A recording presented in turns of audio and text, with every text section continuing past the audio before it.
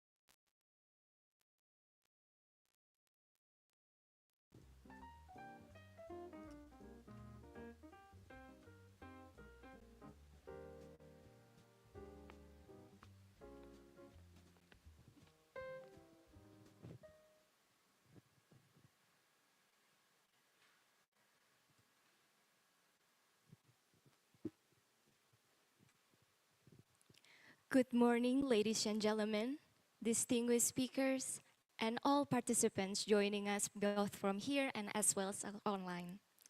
Welcome to the 14th International Conference on Health Information Science, HIS 2025. This conference is proudly organized by the IDES Lab with collaboration with Maranatha Christian University. I'm Stephanie and I'll be your MC for today. On this occasion, on behalf of the HIS 2025 conference team, we would like to express our gratitude for your presence. It is a pleasure to gather all of you here in this morning, December 2nd, 2025 at Maranatha Christian University for today's conference. To begin today's conference, we will have an opening prayer delivered by Dr. Ricky Martusa.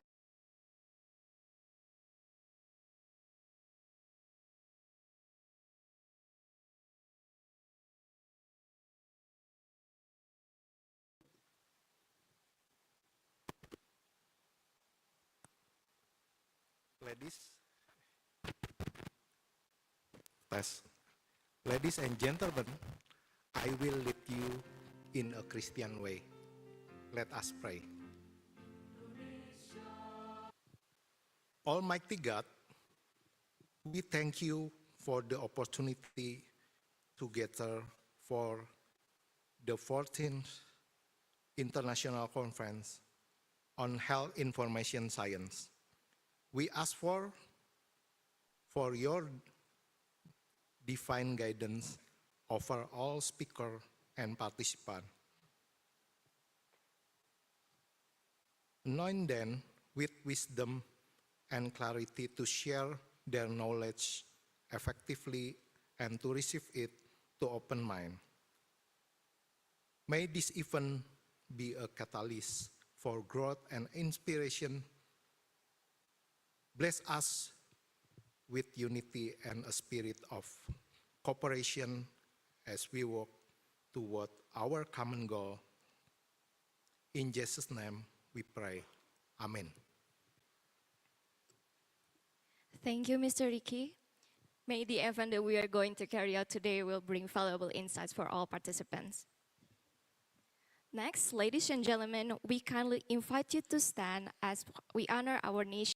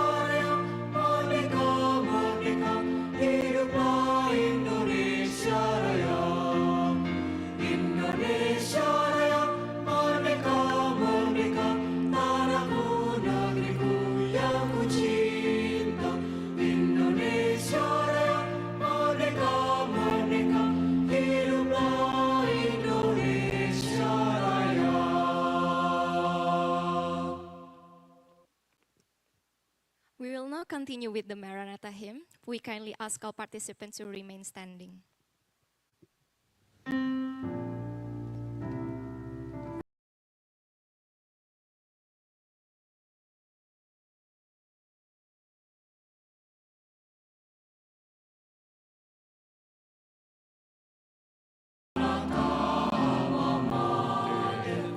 Sumber ilmu mencapai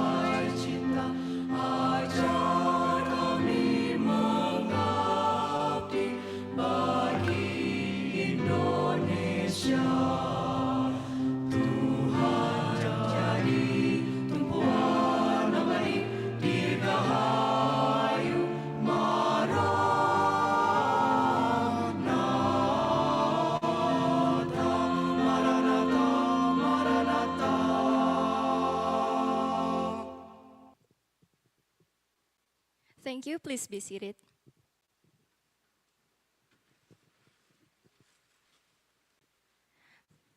Before we continue, please scan the QR for the attendance form and also for the rundown for today's conference.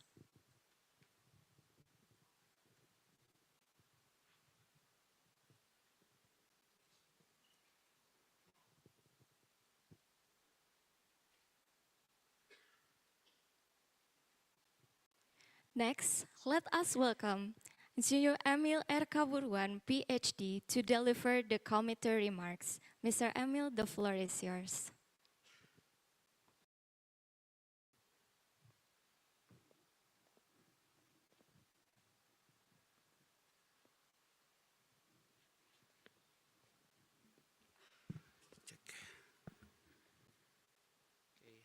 Distinguished guests, colleague, researcher, ladies and gentlemen, very good morning. So today, on behalf of the organization, welcome you at the Health Information System Conference here in Universitas Kristen Maranatha Bandung. So this year, we make the 14th of the conference. So basically, this conference, I think it was started in Australia. I think if you were here yesterday, you met Professor Yan Chun Chang. He was the one who started the conference. And this is the 14th one, and the first one being hosted in Indonesia. So as we all know that the convergence of the information science and healthcare is no longer optional, so it's essential when we have our data-driven decision where the patient record, biomedical devices, health information, and analytic define the standard of the care. And the work that we present, discuss, and critique in this conference can have real, tangible impact of the public health outcome, clinical workflow, and the overall well-being of the community. So over the next session, you will encounter different research topic that being presented on different authors. So we would like to also, we are delighted that we have some authors coming, and we have Professor Kobayashi coming from Japan. Maybe you can stand up, Prof, so we can see you. Yeah, thank you for coming and welcome to Bandung. Is it your first time to Bandung? First time, oh, okay, welcome to Bandung again. Yeah, hope you enjoy Bandung, yeah. And also, I think we have, I'm not sure if she is already here or not yet, yeah. So, yeah, finally, to our host, sponsor, organizing staff and volunteer at the university, we would like to give thank you for your support. And also we have Professor Setin here from the University of Maranatha. Thank you for allowing us to utilize your space to host these conferences. So with that, great pleasure to officially welcome you to SIS 2025. May this conference inspiring and productive to all of us. Thank you very much. Good morning, all.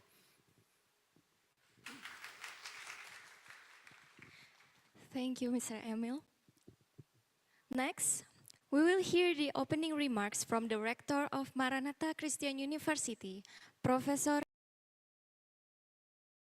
Applied Science PhD, delivered through a recorded video. Please direct your attention to the screen.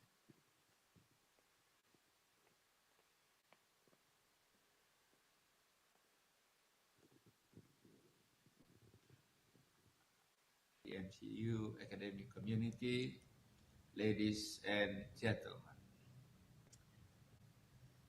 As Rector of Maranatha Christian University, scholars, keynote speakers, honorable vice rectors, deans and directors, colleagues from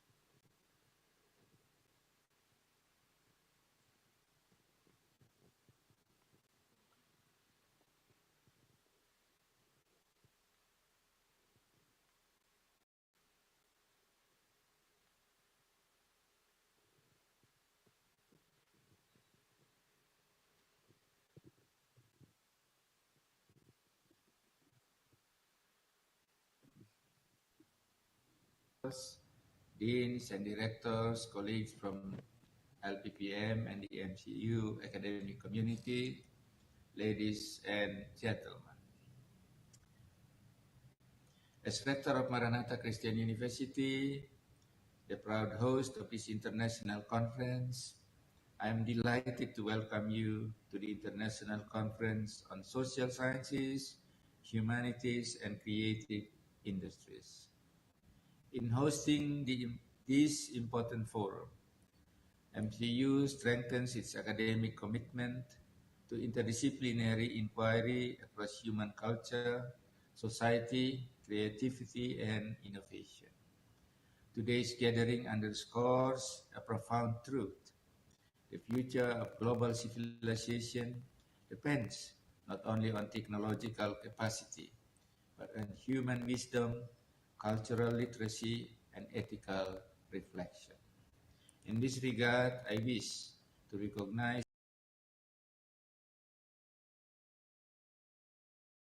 faculty members and the LPPM research teams whose dedication ensures that MCU remains a home for rigorous scholarship and creative excellence. This conference invites us to reflect on how societies adapt to rapid technological change, how cultures preserve identity while embracing modernity, how creative industries sustain economic and human flourishing, how the humanities shape critical visions of our shared future. I extend my sincere appreciation to all keynote speakers, reviewers, presenters, and collaborative partners who make this scholarly dialogue possible.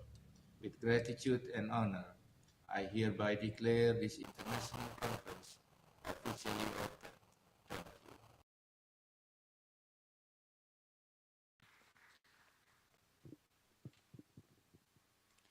To open today's event with a rich cultural highlight, we present a traditional Indonesian dance performed by In Production. Please enjoy the performance.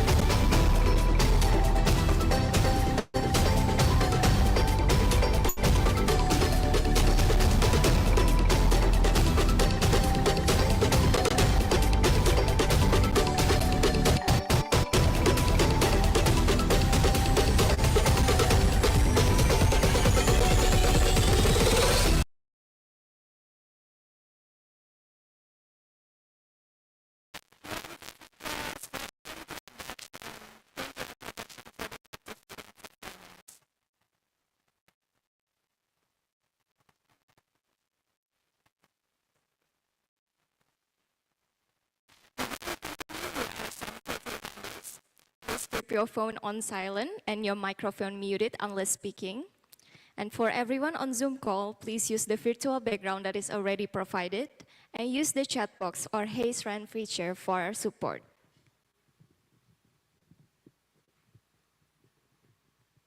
Following this, the conference will continue with the keynote speaker session, lunch break, and then followed by the participant session with the snack breaks. Please welcome our keynote speaker, Professor Dr. Wahyu.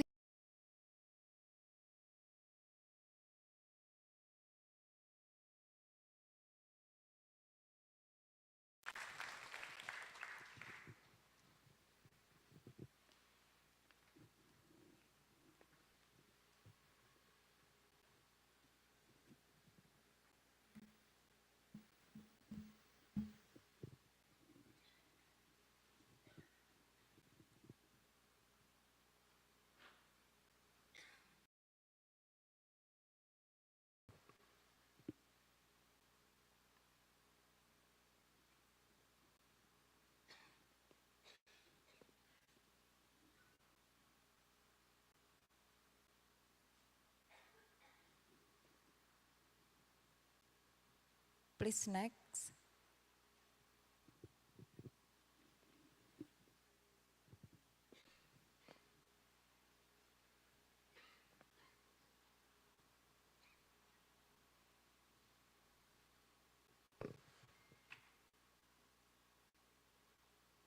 Okay, thank you very much. Good morning, ladies and gentlemen.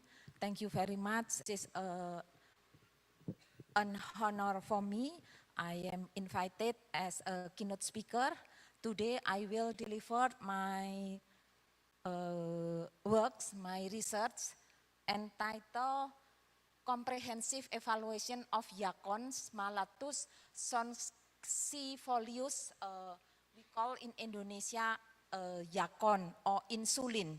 Why we call Yacon in insulin in Indonesia, we call Yacon is insulin because Yacon have the anti-diabetic potency. So Indonesian people call as insulin or daun insulin. My research using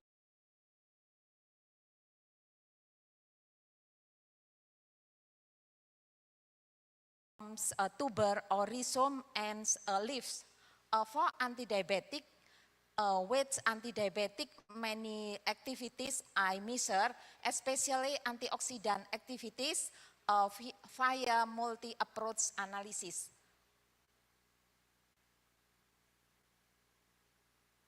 My background, we know that diabetes mellitus is a chronic metabolic disorder characterized by high blood glucose or hyperglycemia resulting from impaired insulin secretion and insulin action of both of them.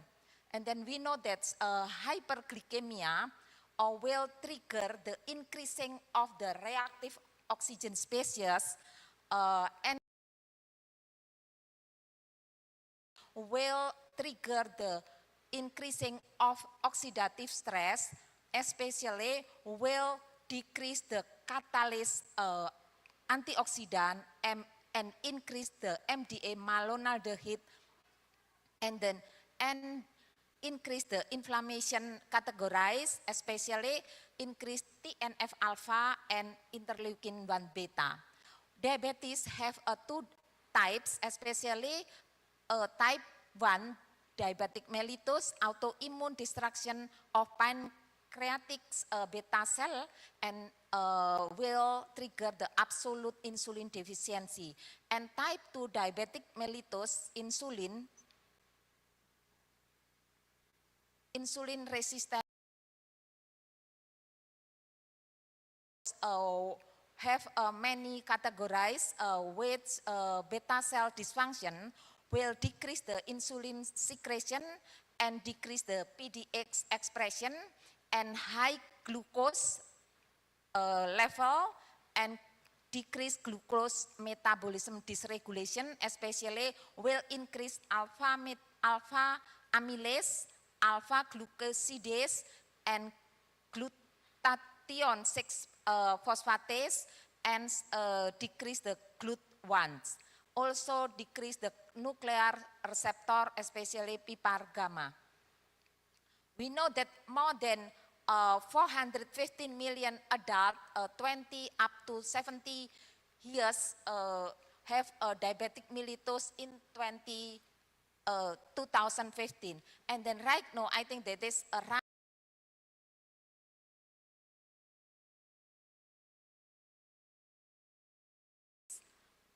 and then my research measure the antioxidant activity, especially DPPH scavenging activity, ABTS scavenging activity, and hydroperoxide and FRAP antioxidant.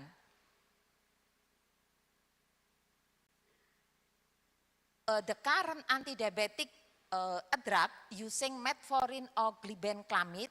The metformin and glibenclamide have a side effect, especially gastrointestinal discomfort, and then will increase the hypoglycemic and increase weight gain. The alternative therapy, right now, many researchers using the natural product as a therapeutic alternative. Many plants have anti-diabetic potential, and my research focus using Smalatus convalescens, or we call Yacon or down insulin or tuber insulin, tuber Yacon. Tuber Yacon have a multi-drug mechanism. Yacon contains the compounds, especially inulin, which inulin have can help or assist the gastrointestinal, so will improve the function of gastrointestinal, support preventive and therapeutic approach, and fear a side effect. And we use the leaf and tuber. My roadmap of my study of my research, we measure the antioxidant assay using methods including DPPH, ABTS, hydroxyperoxide, and FRAP antioxidants, and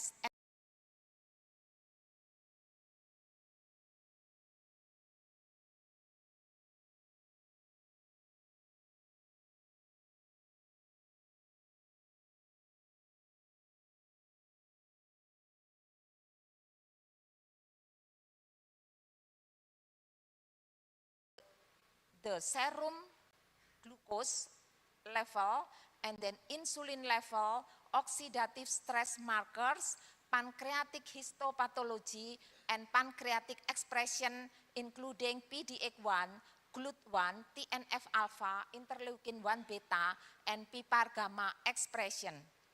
And we also study using molecular docking and ADMET. Result of my research, based on my research, Yacon leaf extracts contains many compounds, gallic acid, caffeic acid, apigenin, and coumaric acid.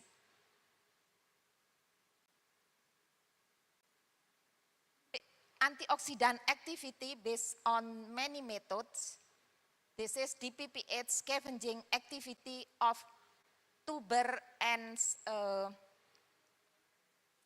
leaf yacons. Based on the research, showed that highest activity.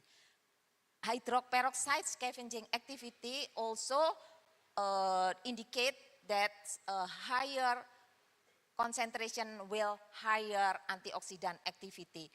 Also ABTS scavenging activity, FRAP scavenging activity. Based on the result, the value of inhibitory concentration 50 or median inhibitory concentration, that's DPPH antioxidants have the 2.72, and then hydroperoxide inhibition 470, 438.36, and then ABTS 61.07, and then this is the this is for Yacon leaf. This is for Yacon's tuber. I measure two parts of Yacon, tuber and leaf. Based on the research, we know that the highest antioxidant activity, DPPH, ABTS, and then this is also DPPH and ABTS, and low activity toward hydroperoxide antioxidant activity.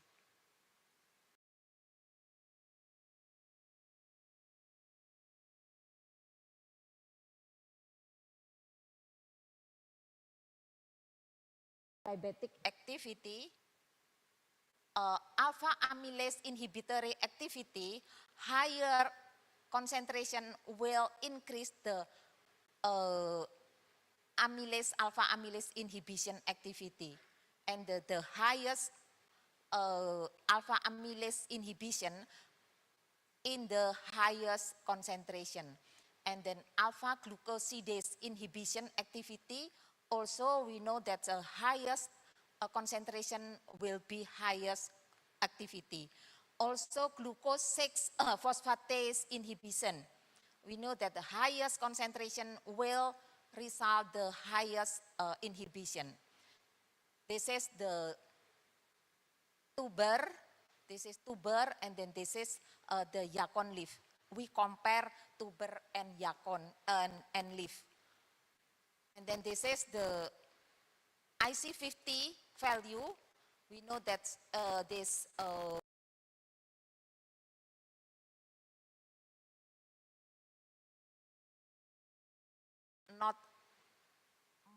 not very active, but have a moderate activity. And then this is the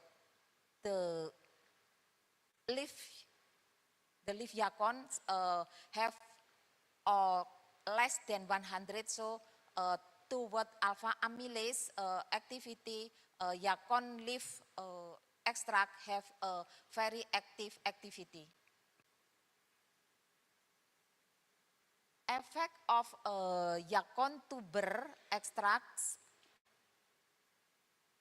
towards radical scavenging activity, nitric oxide, this is antioxidant also, antioxidant activity towards nitric oxide inhibition.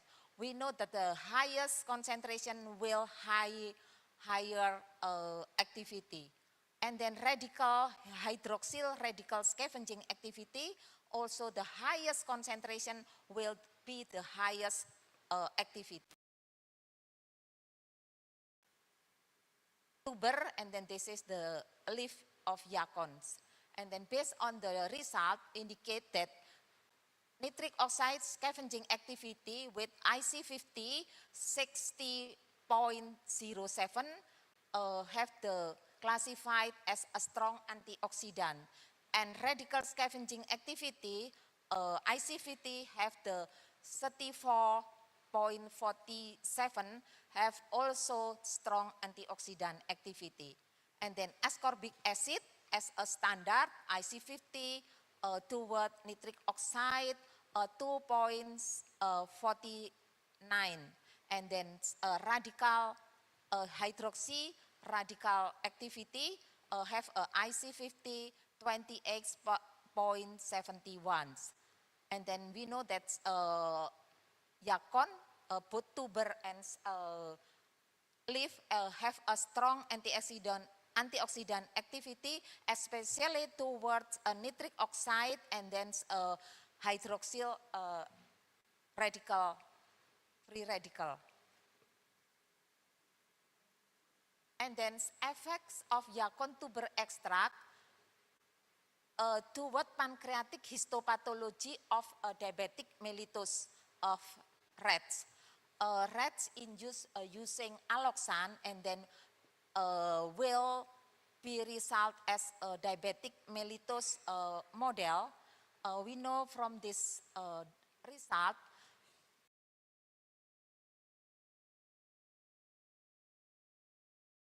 negative control, this is the positive control, negative control untreated rat, and then positive control diabetic mellitus rat model, and then this is using tuber extracts.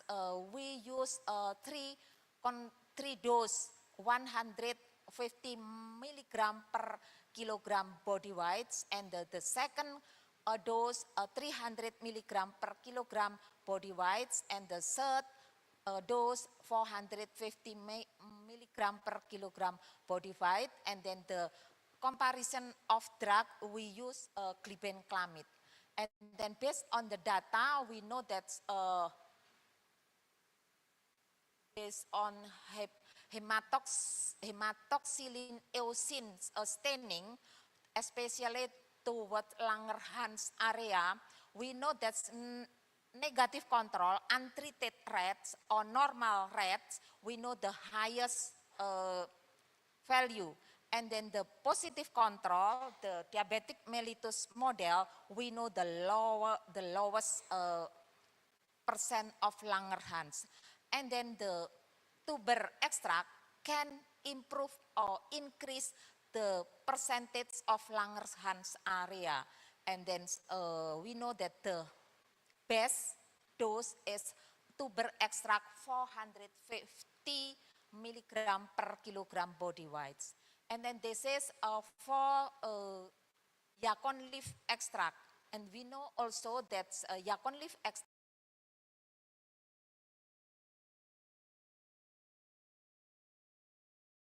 per kilogram body weight was the best treatment to increase the Langerhans area.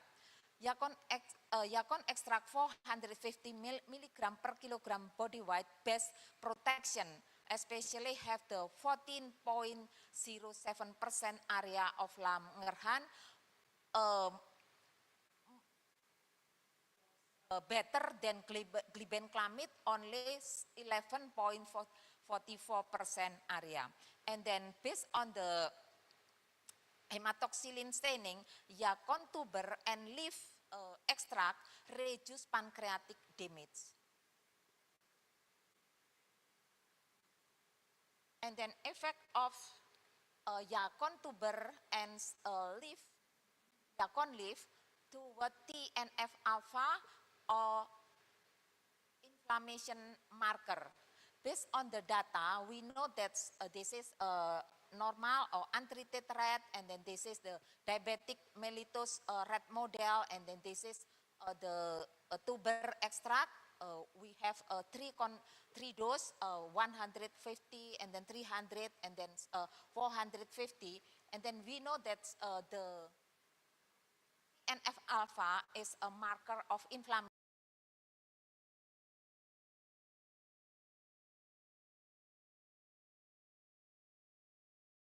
This is using the immunohistochemistry. Percent cell positive pancreatic area, and then the normal rat have the lowest, and then the highest is in positive control or diabetic mellitus rat model, and then tuber extract can decrease the TNF alpha expression, and then the best dose is 450 milligram per kilogram body weight, comparable with glibenclamide. And then the leaf extract, we know that leaf extract also decrease the expression of TNF alpha, and then the best dose is 450. Aloxan increase TNF alpha.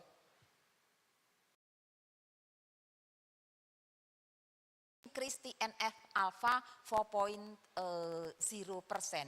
Yacon extract 450 suppress TNF alpha significantly, especially can decrease 0.86. And glibenclamide, the stronger suppression 0.48 better than Yakon. And then based on the immunohistochemistry staining, brown dots, this is a brown dots, TNF expression.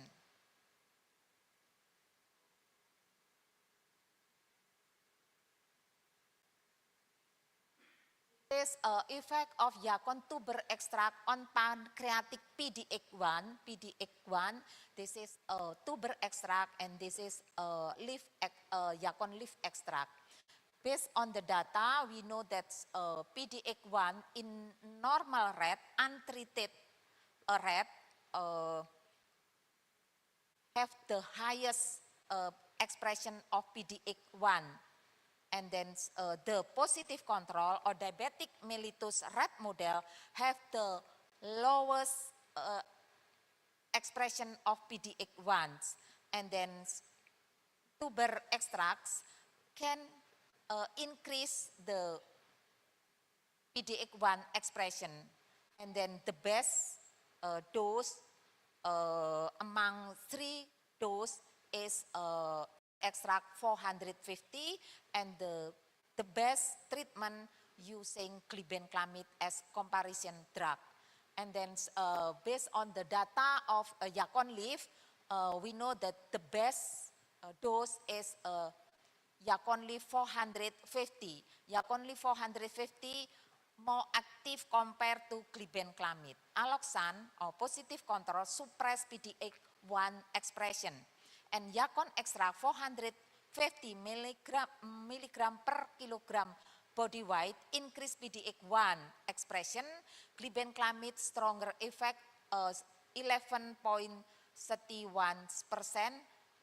and then immunohistochemistry have or indicated by brown dots PDX1 protein expression.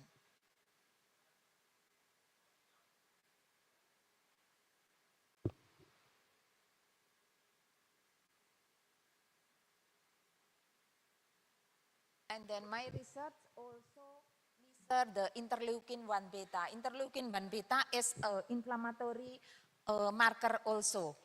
Based on the data, we know that expression of interleukin-1 beta, untreated rat, the lowest expression of interleukin-1 beta, and then the positive control diabetic rat model have the highest interleukin-1 beta expression. And then the tuber extract can decrease the interleukin-1 beta expression, and then the best is glibenclamide, but among the dose of tuber extract is 450 milligram per kilogram body weight. And then this is also indicated that glibenclamide has the lowest comparable with normal control or negative control, and then the best treatment of Yakon leaf extract is 450 milligram per kilogram body weight. Aloxan in positive control increased interleukin-1 beta expression. Yakon extract 450 milligram per kilogram body weight suppress interleukin-1 beta. Glibenclamide have a stronger suppression or strongest compared to tuber extract and Yakon leaf extract. Immunohistochemistry staining indicated by brown dots interleukin-1 beta protein expression. And then effect tuber and leaf. Yeah.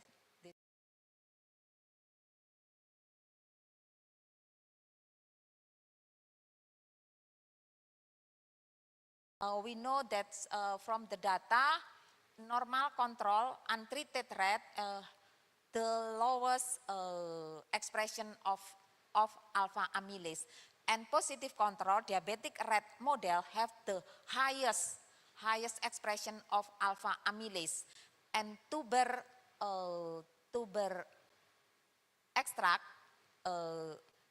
can decrease the expression of alpha amylase, and then the best a dose is the tuber with 450 milligram per kilogram body weight. And then the best amongst tuber extract and glibenclamide or comparison drugs, the glibenclamide is more active than tuber extract. And then based leaf extract, so decrease the amylase, GLUT1. GLUT1 can increase the GLUT1 expression, and then the best dose is 450 kilogram per milligram per kilogram body weight, and then the best activity is glibenclamide.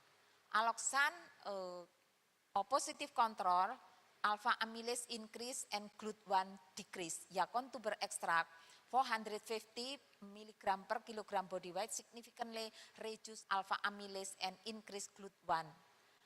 Immunohistochemistry stainings indicated by brown dots with protein expression.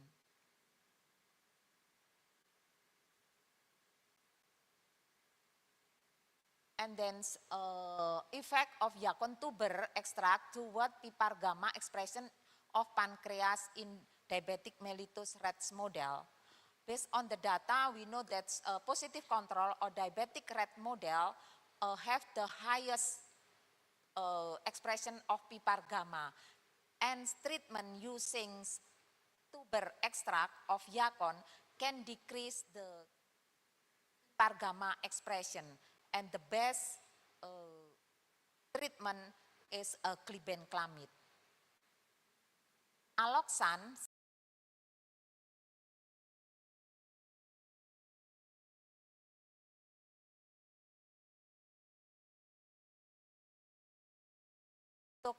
chemistry staining indicated by brown dots protein expression.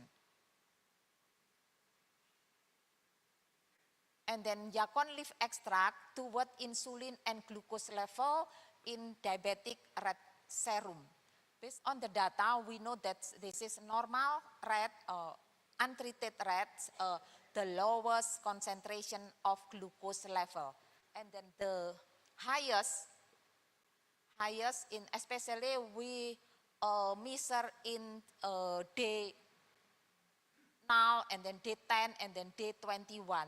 We know that longer time will decrease the glucose level, and then aloxan increase glucose and decrease insulin. This is insulin level, this is a glucose level. Yakon extract leaf treatment reduce serum glucose and increase insulin level. Effect time dependent, strongest on day 21. Longer time will decrease both in glucose level and insulin level. Yakon extract 450 milligram per kilogram body weight, most effective dose for lowering glucose and stimulating insulin.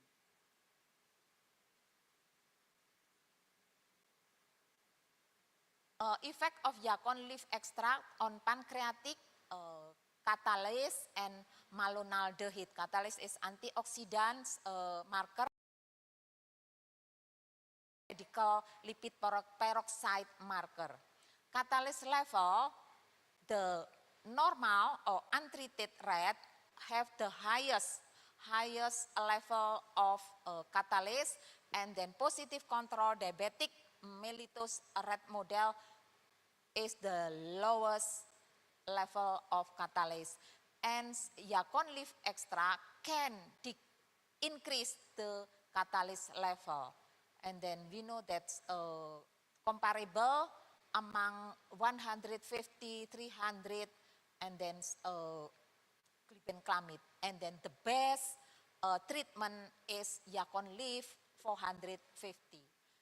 This is for Yakon leaf extract. This is, I'm sorry, this is for not Yakon leaf, this is tuber. This is Yakon leaf extract. We know that the best treatment is 450 Yakon leaf extracts, more active than glibenclamide. And then MDA, reactive oxygen species marker or stress oxidative marker, normal control or negative control has the lowest level of MDA, and then the highest level of MDA we can find in positive control, and the lowest MDA level is yacon leaf extract, more active compared glibenclamide. And then MDA level in yacon tuber, I am sorry, this is yacon tuber. Yacon tuber, we know that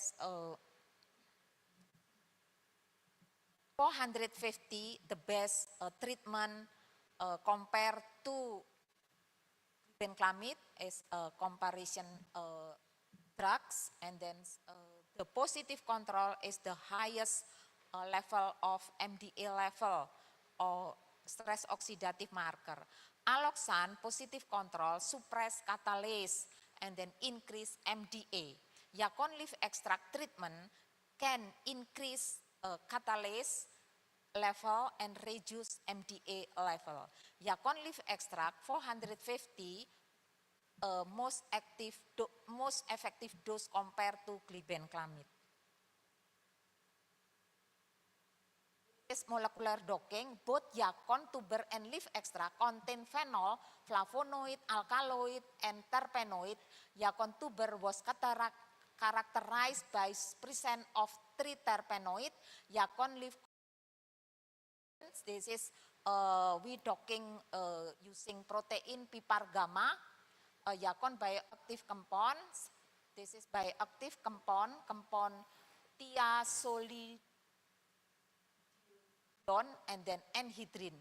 And then we have the interaction between proteins binding activity minus 3.7 and then minus 5.7.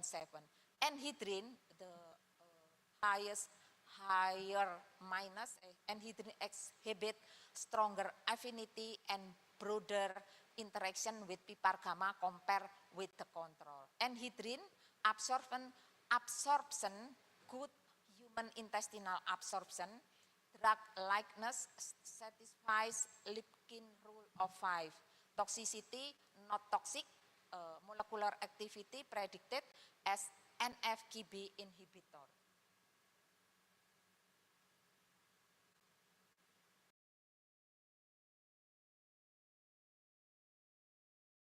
IMISA, DPP antioxidant, DPPH, ABTS, hydroperoxide, FRAP assay, and then alpha amylase inhibition, alpha glucosidase inhibition, glucose 6 phosphatase inhibition, serum glucose, serum insulin, catalase, malonaldehyde, histopathology, including PD-1's expression, GLUT1 expression, TNF-alpha expression, interleukin-1 expression, pipar gamma expression. DPPH and ABTS, FRAP, measure free radical scavenging and reducing activity, categorized as antioxidant activity. Alpha amylase reduce starch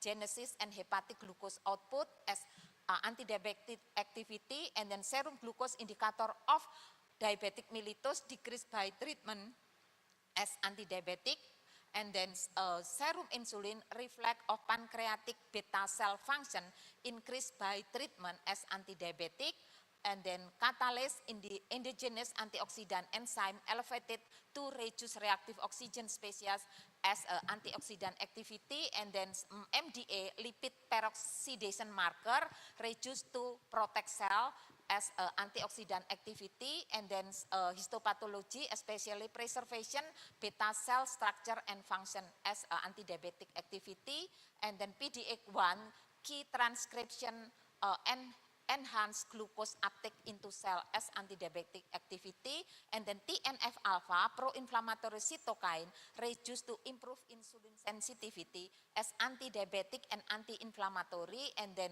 interleukin-1 beta as a pro-inflammatory cytokine,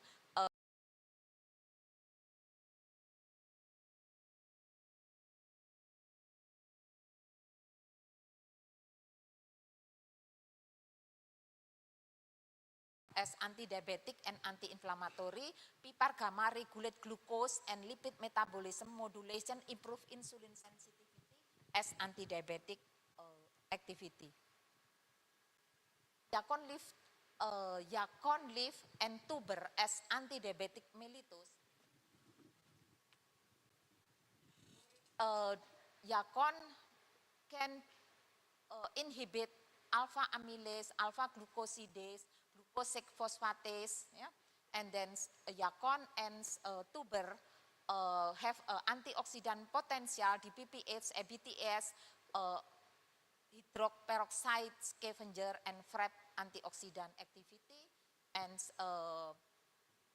can decrease postprandial glucose because yacon and tuber extract contain phenolic and flavonoid. And then propose mechanism based on my research that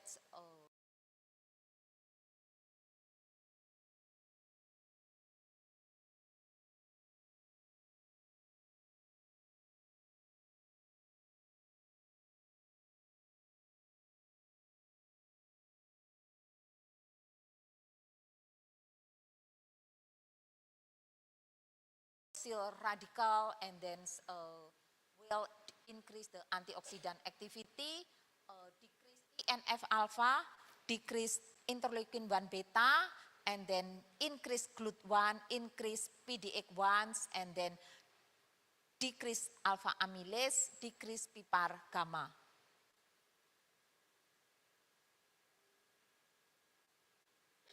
Conclusion of my research, yacon, tuber, and leaf extract demonstrated significant antidiabetic and antioxidant potential through multi-approach evaluation. The extracts, both tuber and leaf, improve glucose metabolism by lowering serum glucose, increasing insulin, and inhibiting key carbohydrate digesting enzyme. Yacon extract provided antioxidant protection by enhancing endogenous enzyme catalase, MDA, and scavenging free radical by in vitro study.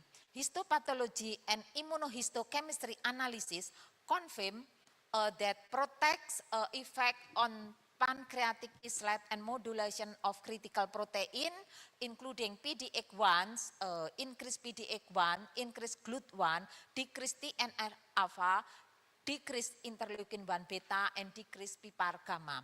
In silico analysis supported this finding, showing favorable ADMET profile and strong binding affinity of bioactive compound, especially anhydrine, toward PPAR gamma, suggesting drug-like potential. Collectively, yacon extract via multi-target mechanism, antioxidant defense, anti-inflammatory modulation, beta cell protection, and metabolic regulation, supporting their development as a natural therapeutic agent.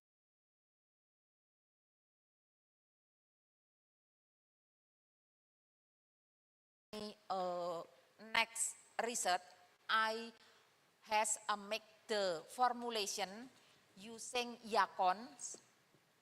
I will maybe next year. I will make the formulation using yacon, tuber extract. Tuber extract rich fructo-oligosaccharide, helps regulate blood sugar and support gut health. Mangosteen peel extract, have research also mangosteen peel extract contains xanthan with strong antioxidant and anti-inflammatory effect, may improve insulin sensitivity. And then soursop leaf extracts provide bioactive compound to support blood sugar regulation and pancreatic function. Cinnamon extract enhance insulin activity and helps stabilize blood glucose level.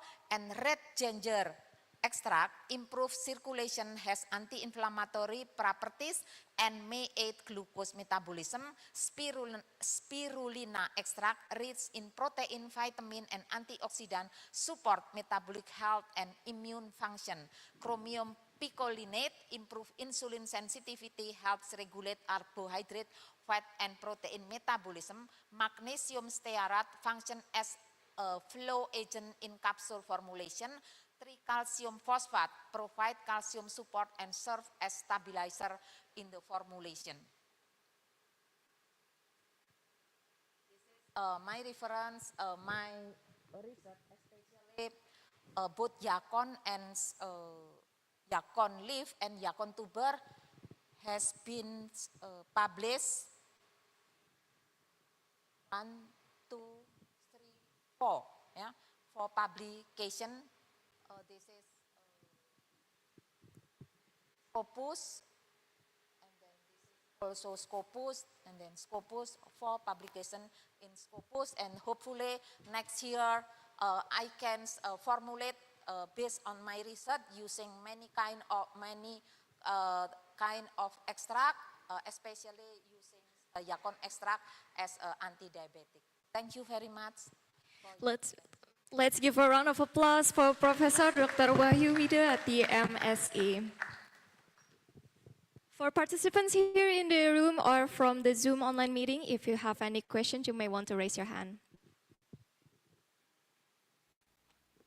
Any question, ladies and gentlemen, especially student of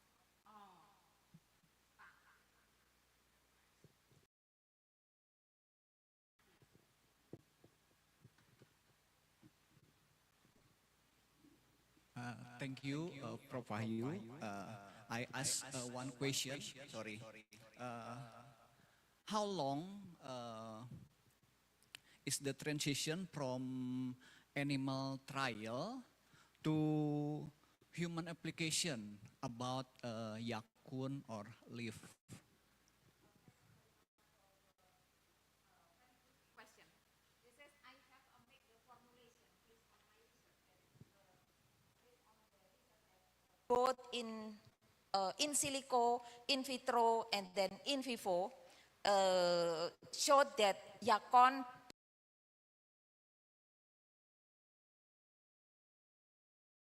activity.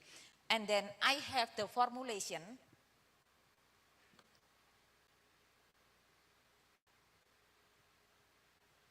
Please, the last page, the last slide. I have not only one material, not only one extract, Yakon extract, but I make the combination with many extract. Hopefully that many extract have the anti-diabetic mellitus, hopefully have the synergetic activity, so will have the anti-diabetic mellitus activity better compare only once Yakon or Yakon leaf or tuber Yakon. Hopefully this is, yes, this is my formulation. This is Yakon tuber mangosteen. I have also a research about mangosteen peel extract and cinnamon, red ginger. I have the research also activity of this extract. Hopefully can synergetic among the extract. And then have a higher activity compare only using one extract. Hopefully, if government or Maranatha Christian University support me, I will produce and then can commercialized in market. For student and researcher in Maranatha Christian University, I have many product and have been commercialized in online, especially Shopee and Tokopedia, skincare product. And then after that, I also produce supplement for osteoarthritis, and then many drugs for cholesterol, and then hypertension, and then the next for anti-diabetic. Okay, please, maybe a student or lecturer or researcher from Maranatha Christian University. Any question?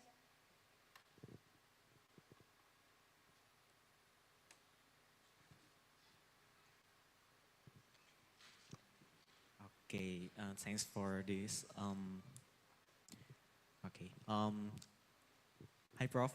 I'm John Hakim Jang from Faculty of Medicine of Maranatha Christian University. I want to ask about compare with traditional anti-diabetic medical plants such as bitter melon, cinnamon, or berberine-containing herbs. What unique advantages or mechanism that the unique compare the other medicinal plants like bitter melon or cinnamon? Excuse me, my research, in this research,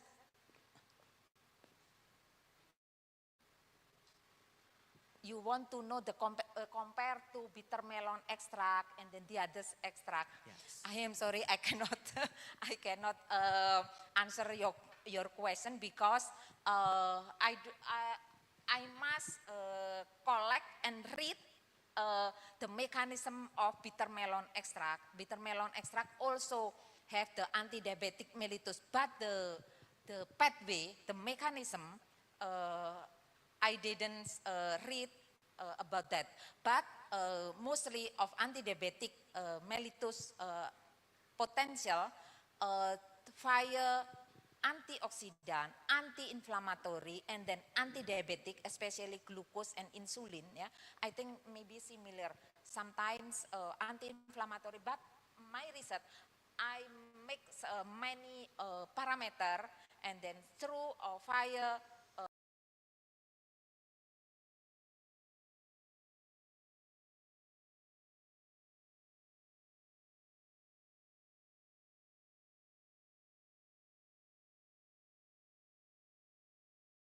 six phosphate. I think that is my research have a whole and then many and comprehensive study. But if I compare to another extract, I must compare and first learn to compare. But generally, I think that is anti-diabetic, and then anti-diabetic maybe alpha glucose, and then alpha glucose amylase, and then glucose 6-phosphate, and then insulin, increase insulin, decrease glucose, and then antioxidant, and then anti-inflammatory.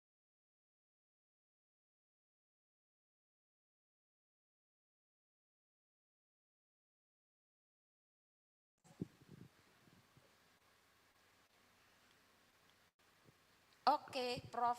Yosi.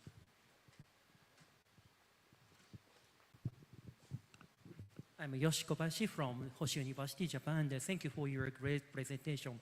I didn't know Yakon has a lot of components and function. It's really impressed for me. So I have a question regarding another tuber vegetables. So there is a lot of tuber vegetables in Asian country. Of course, Indonesia has a lot of species like taroimo, like that. So do you have any other plants, tuber vegetables focused on except for yakons? Do you have any other candidate of plant species? Excuse me, I am sorry if I can catch all your question. Indonesia have many natural product. Chuba Indonesia have a vegetables. number second of biodiversity. So we have candidates, yeah. In Indonesia also the researcher or lecturer have also did the research about anti-diabetic. I think that is maybe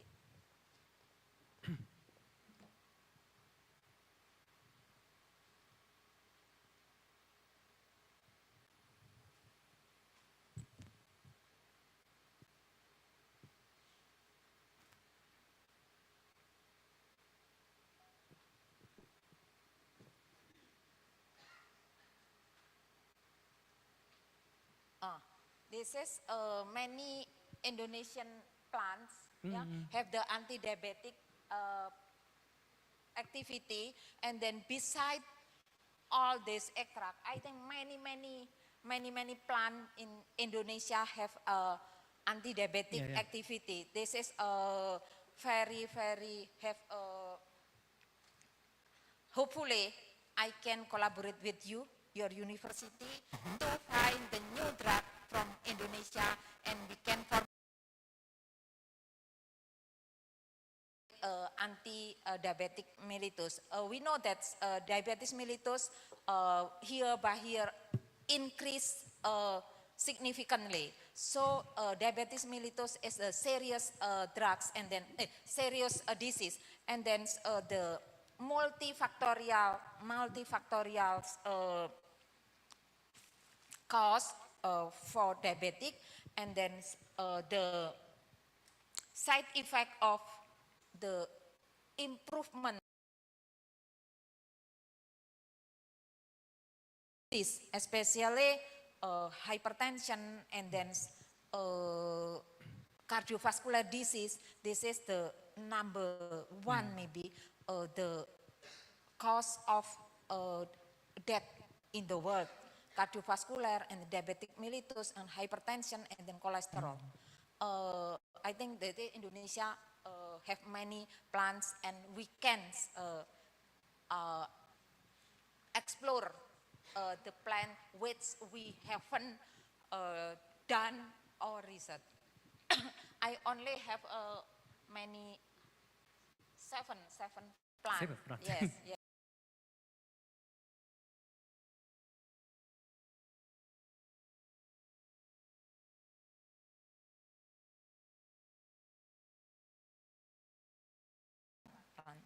Okay. Okay, thank you for your explanation. It really sounds great, and I'll be looking forward to read your current research paper. So thank you very much. Oh, thank you, thank you.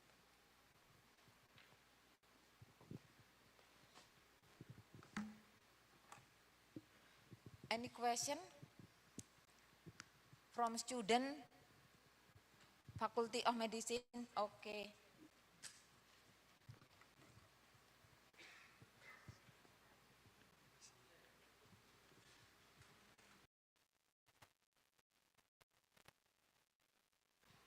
Okay, so good afternoon, Professor. Thank you so much for the opportunities. My name is Naya Elohai Hutara, and I'm from the Faculty of Medicine, Maranatha Christian University. So I believe that we can use natural products to make medicines more accessible to many. Now, I would like to ask, what method do you use to extract, and what method you use to extract the tuber and leaf of the yakon, and if it's possible that we can at home. Thank you. Okay, thank you very much. The method for extraction, maceration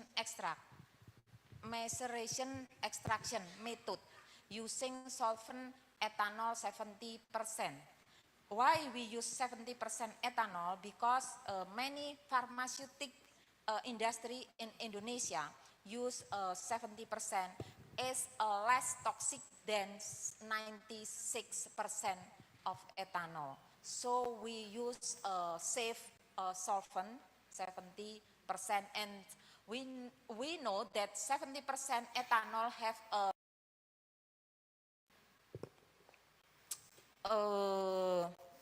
what we have to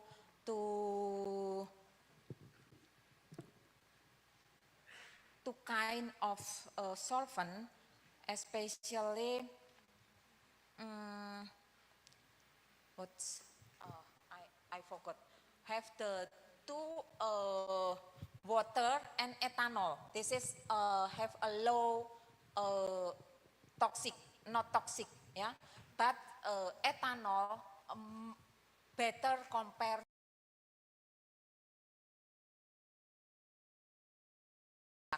all the compound, the active compound, and then if the solvent can extract more active compound, have the higher activity. So many extracts in industry, pharmaceutical industry using the ethanol 70%. Yeah. Yes, yes, 70%.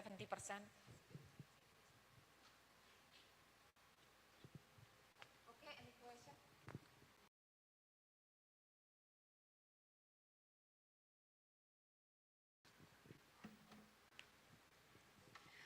And then we know that ethanol has the activity, especially as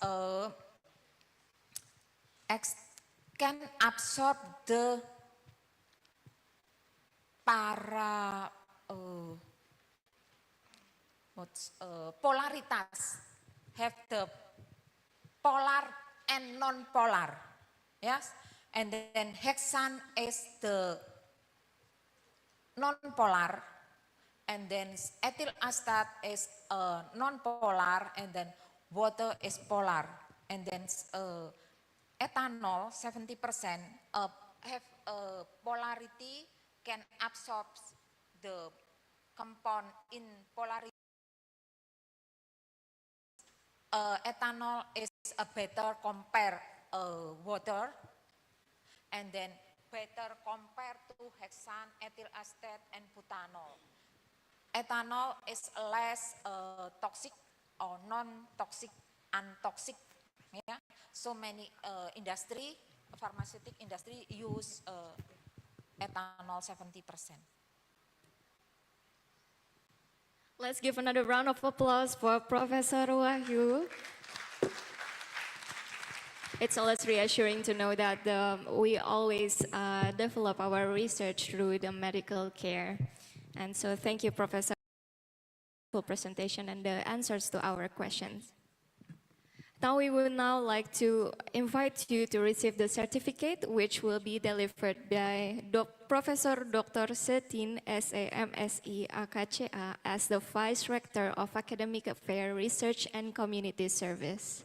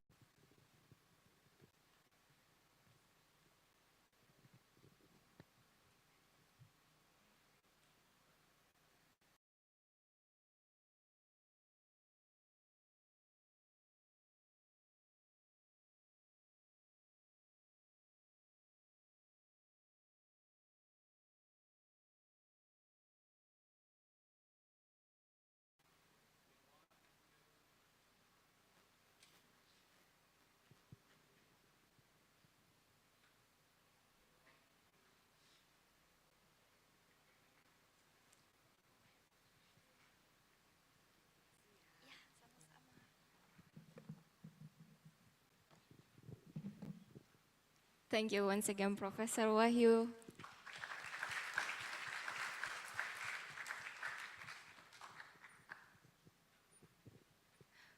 We would now like to have a group photo. Ladies and gentlemen, please remain seated and look forward to the stage as the photo will be taken from here.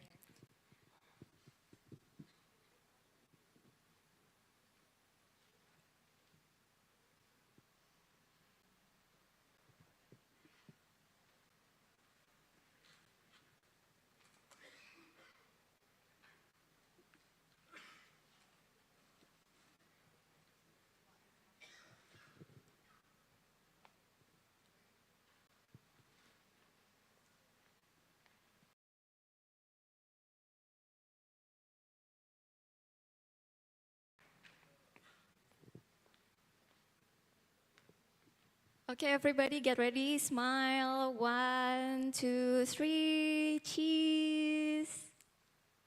Another one. 1, 2, 3. One more for the video.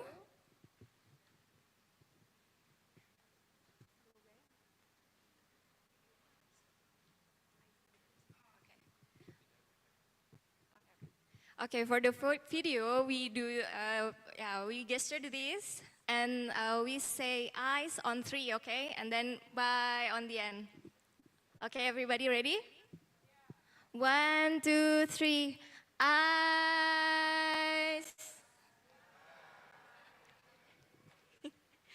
Okay, thank you, everybody.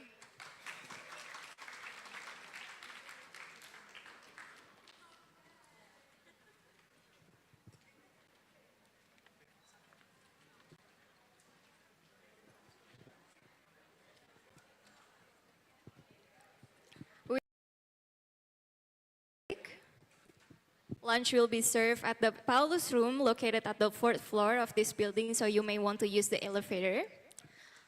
Our next session will be at 1 p.m., so we kindly ask all participants to return on time for the parallel session. If you have any question or need an assistance, please ask the staff outside. Thank you.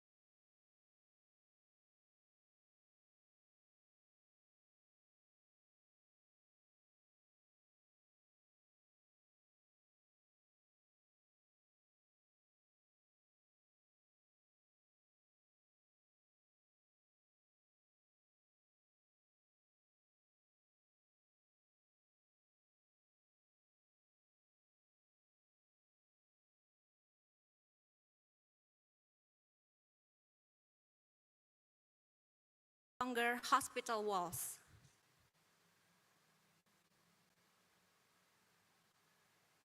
Telemedicine grew very rapidly during the COVID-19 pandemic.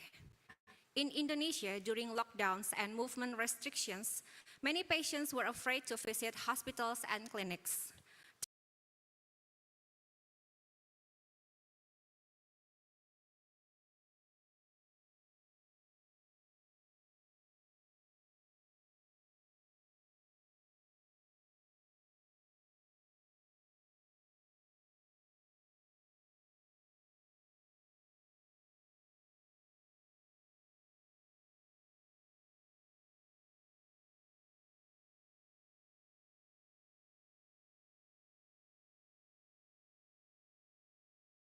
Institutionally. In Indonesia, there is still limited data on how ready our healthcare workers are to adopt telemedicine. This is the gap we wanted to address in this study.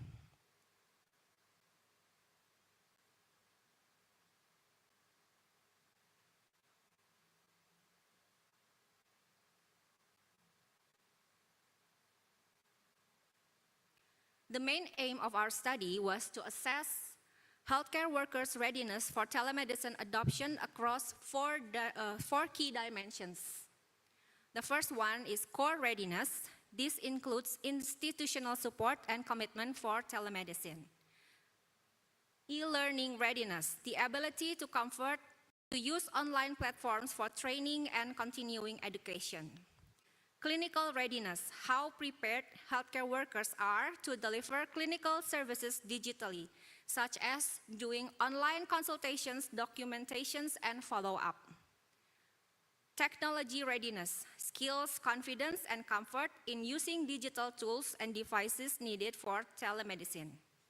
By looking at all four, we hope to see not only if they can use telemedicine, but also whether they want to and whether their organizations support it. This was a descriptive observation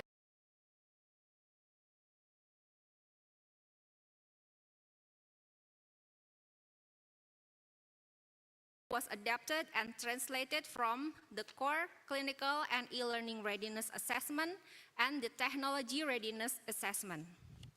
Data collection took place between August and September 2022 during the COVID pandemic. We included healthcare workers who voluntarily agreed to participate. In total, 60 healthcare workers completed the questionnaire. We then calculated readiness score for each dimension and categorized them into not ready, ready, and high.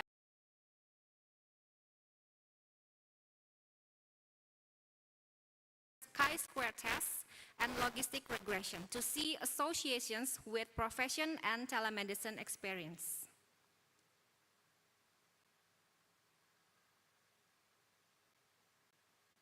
Here is a brief overview of our participants. Most were in the 26 to 35 years of age, about 57%, so they were mostly young adults. Gender, 62% were female and 38% were male. Professions, 72% were physicians, 10% nurses, 8% pharmacists, 7% midwives, and 3% dentists. Telemedicine experience, 68% had 1 to 3 years experience of telemedicine, 7% had less than 1 year, 3% had more than 3 years, and 22% had no prior telemedicine experience. This pattern reflects the timeline of the COVID-19 pandemic when telemedicine use expanded quickly. Now I will summarize the key readiness findings. Across all 60 healthcare workers, we found that core readiness is about institutional support and commitment. 70% is only 30% were ready and 0% were highly ready. E-learning readiness, it is the ability to use online platforms. 95% of the subjects were highly ready. Clinical readiness is about the ability and the comfort to use online medical services such as consultation, documentation, and follow-up, and 63% were highly ready. Technology readiness refers to confidence and skill in using digital tools and devices, and 68% were highly ready. So the main message is they are very strong in e-learning, clinical, and technology readiness, but weak in core readiness.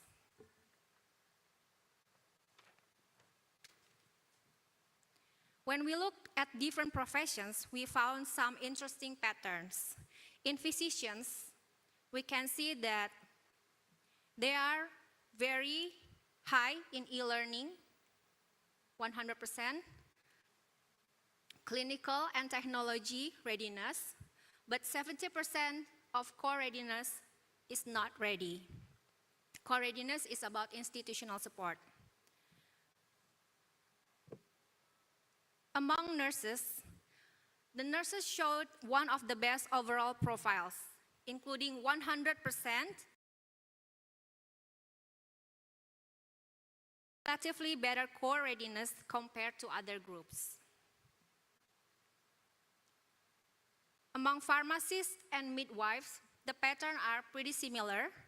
They showed high e-learning and technology readiness, but many still not ready in core readiness.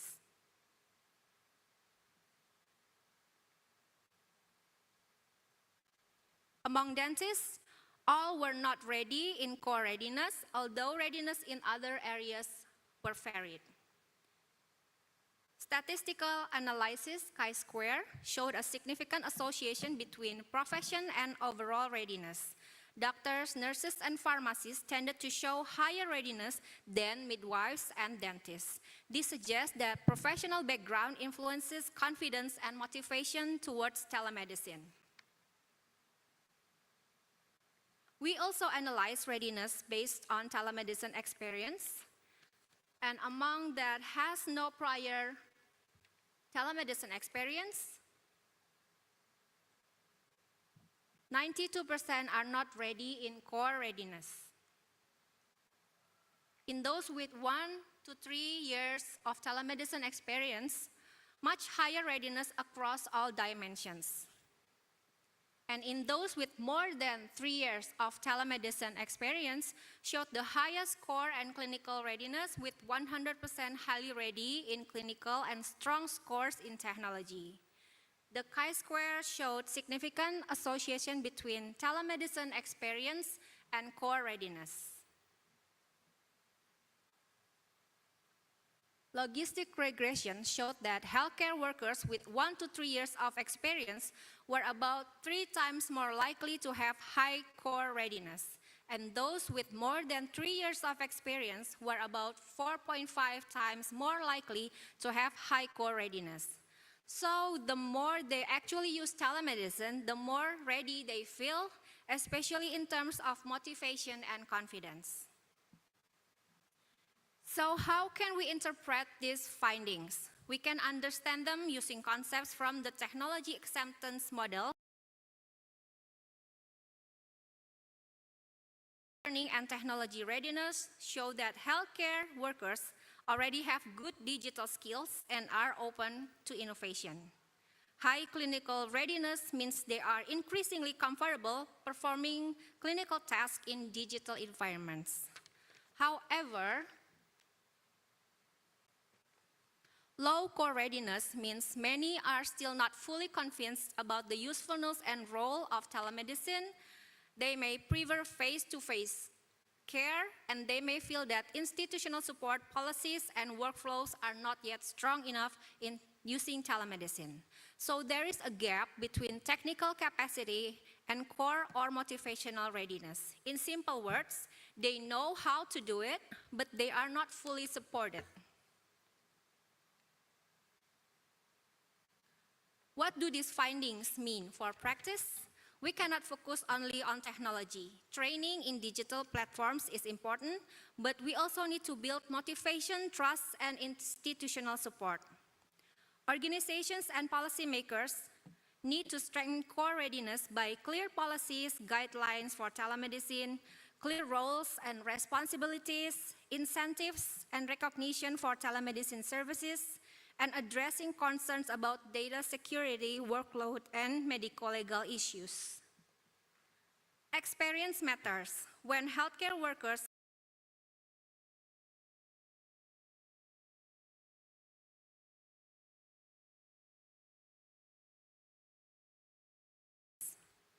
targeted support for specific professions.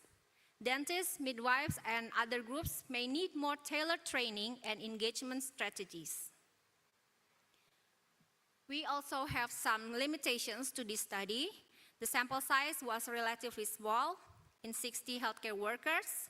The design was cross-sectional, so we only see at one point of time, not changes over time. There was also unequal distribution of professions and regions. But despite these limitations, this study still provides useful baseline information about telemedicine readiness among healthcare workers in an Indonesian context.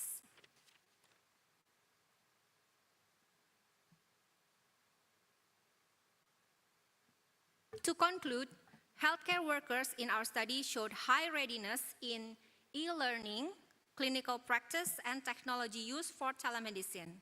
However, core readiness, which includes motivation, commitment, and perception of institutional support, was low, with 70% classified are not ready. Professional background and telemedicine experience influence readiness, with doctors, nurses, and pharmacists generally showed higher readiness, and longer telemedicine experience was strongly associated with higher core readiness.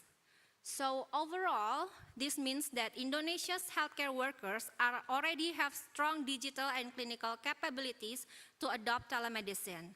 But we need to improve organizational engagement, policy support, and attitudinal to make telemedicine sustainable and effective.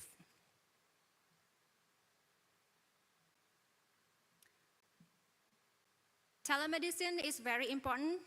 Connecting care beyond walls, that's the power of telemedicine. We would like to thank the Faculty of Medicine, Maranatha Christian University, and all the healthcare workers who participated in this study. Thank you very much for your attention.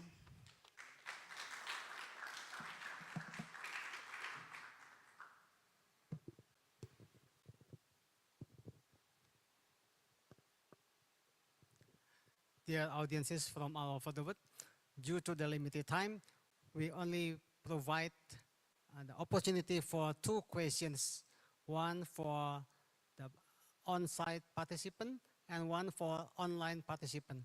The time available is not more than 10 minutes. Please.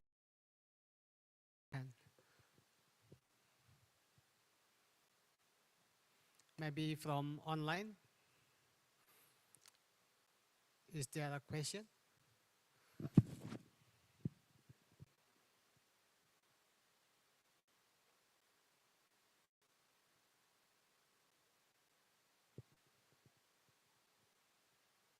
Maybe I want to ask a question for you, Dr. Stella.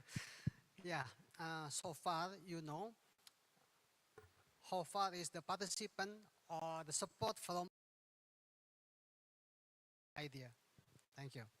Well, lately, maybe about after COVID pandemic, the use of telemedicine is very growing, but it's not supported by government in general. Maybe every institution, every hospital, they provide and they develop their own system.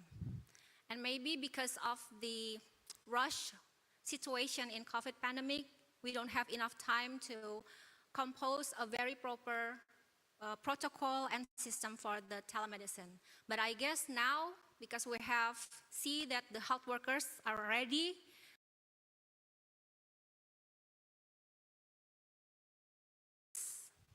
Okay, thank you. Any questions, both from on-site and online?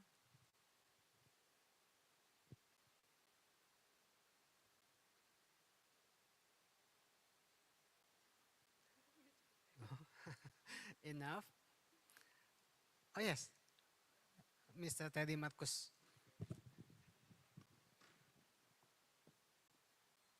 Okay, my name Teddy Marcus. Thank you for your presentation. It's interesting. What's our benefit in telemedicine, especially in Indonesia, and how?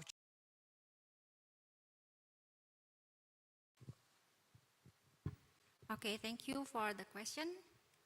I would like to try to answer it. Well, telemedicine is very beneficial because it can reach every situation where the people or the patient is unable to be transported. But the most important thing in telemedicine, this is only applies for non-emergency situations. So for emergency situations, it should be still directed to in-hospital or in-patient care services. Telemedicine can be used for controlling patients or follow-up in patients maybe like chronic diabetes, patients with chronic non-emergency, but they need to be followed by a physician's care without the ability of the physician to visit them. So this is very beneficial in saving time and saving maybe transportation budget to make the patient still be able to be treated very well. The challenges may be because telemedicine provides personal information about the patient, we have to ensure the security of their data. We cannot use personal WhatsApp or personal online app. We have to use the system that's developed by the hospital to ensure that their data is safe. Maybe that's my answer. Thank you. Well, to be fair, maybe one question from online participant? No? Okay. I'm Phillips from Faculty of Medicine, Maranatha Christian University. We'll close presentation from the first participant. Okay, give warm applause to the paper. Okay. The next is the opportunity for our researcher from Japan. 20 minutes is yours.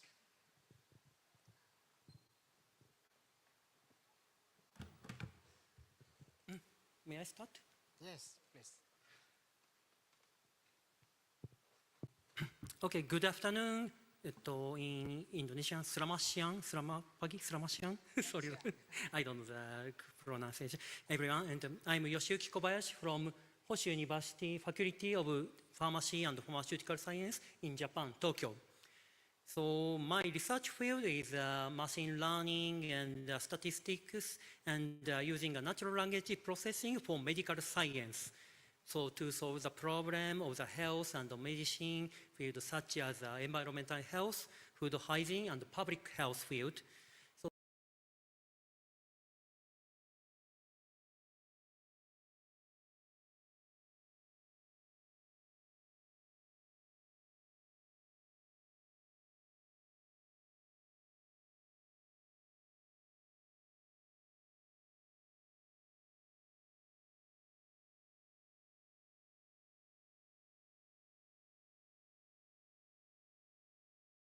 and next, I'd like to explain the natural language processing methodology pipelines. And in this study, I focused on the patent and the academic literature. So I'd like to explain two fields. And considering the result, I will present discussion and conclusion and future priorities. Next, please. So I will start by addressing the critical pressures facing global agriculture today. Here you can see some programs. So mounting pressure on global agriculture demand innovative solutions such as ensuring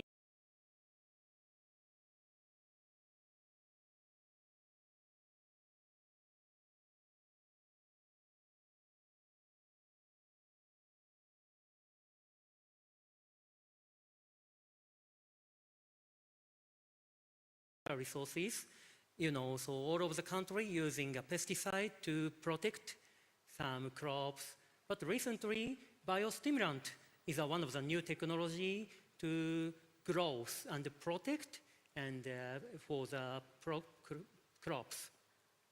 And as you can see, so sorry for the very small one. So biostimulants are substances or microorganisms that when applied to the plant's seed or root zones, stimulate natural processes that improve nutrient uptake, stress and tolerance, and overall the quality of the field.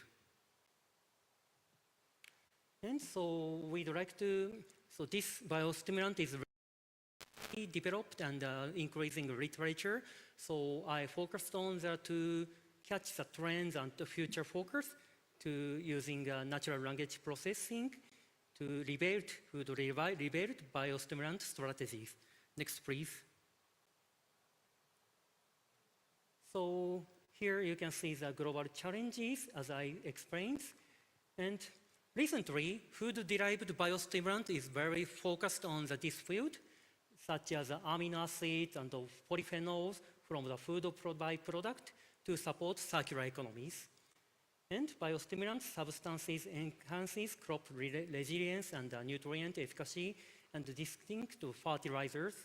And this study objective is to rebuild the technological trends using advanced LLMs.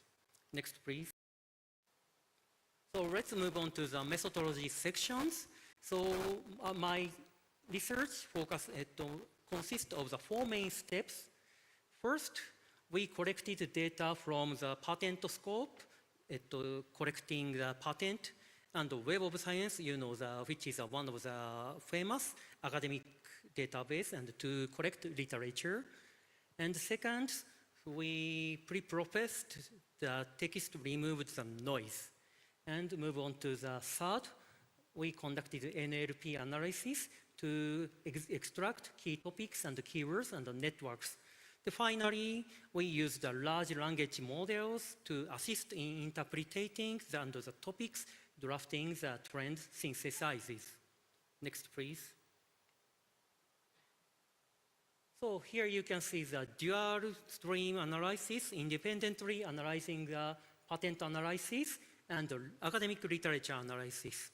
For the patent analysis, we use the patent scope, which is a wide retrieving 2,586 patent documents related to the biostimulant, retrieved on May 21st of this year. And here you can see the search strategy.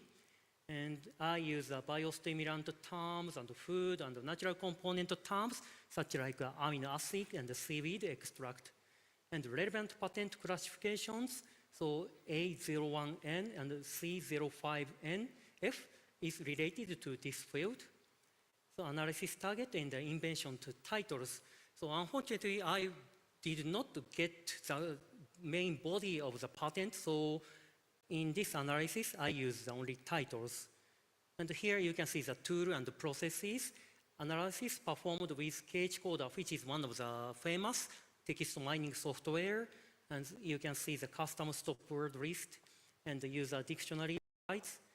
And large language models, I used ChatGPT 4.1 API using Python on the Python languages.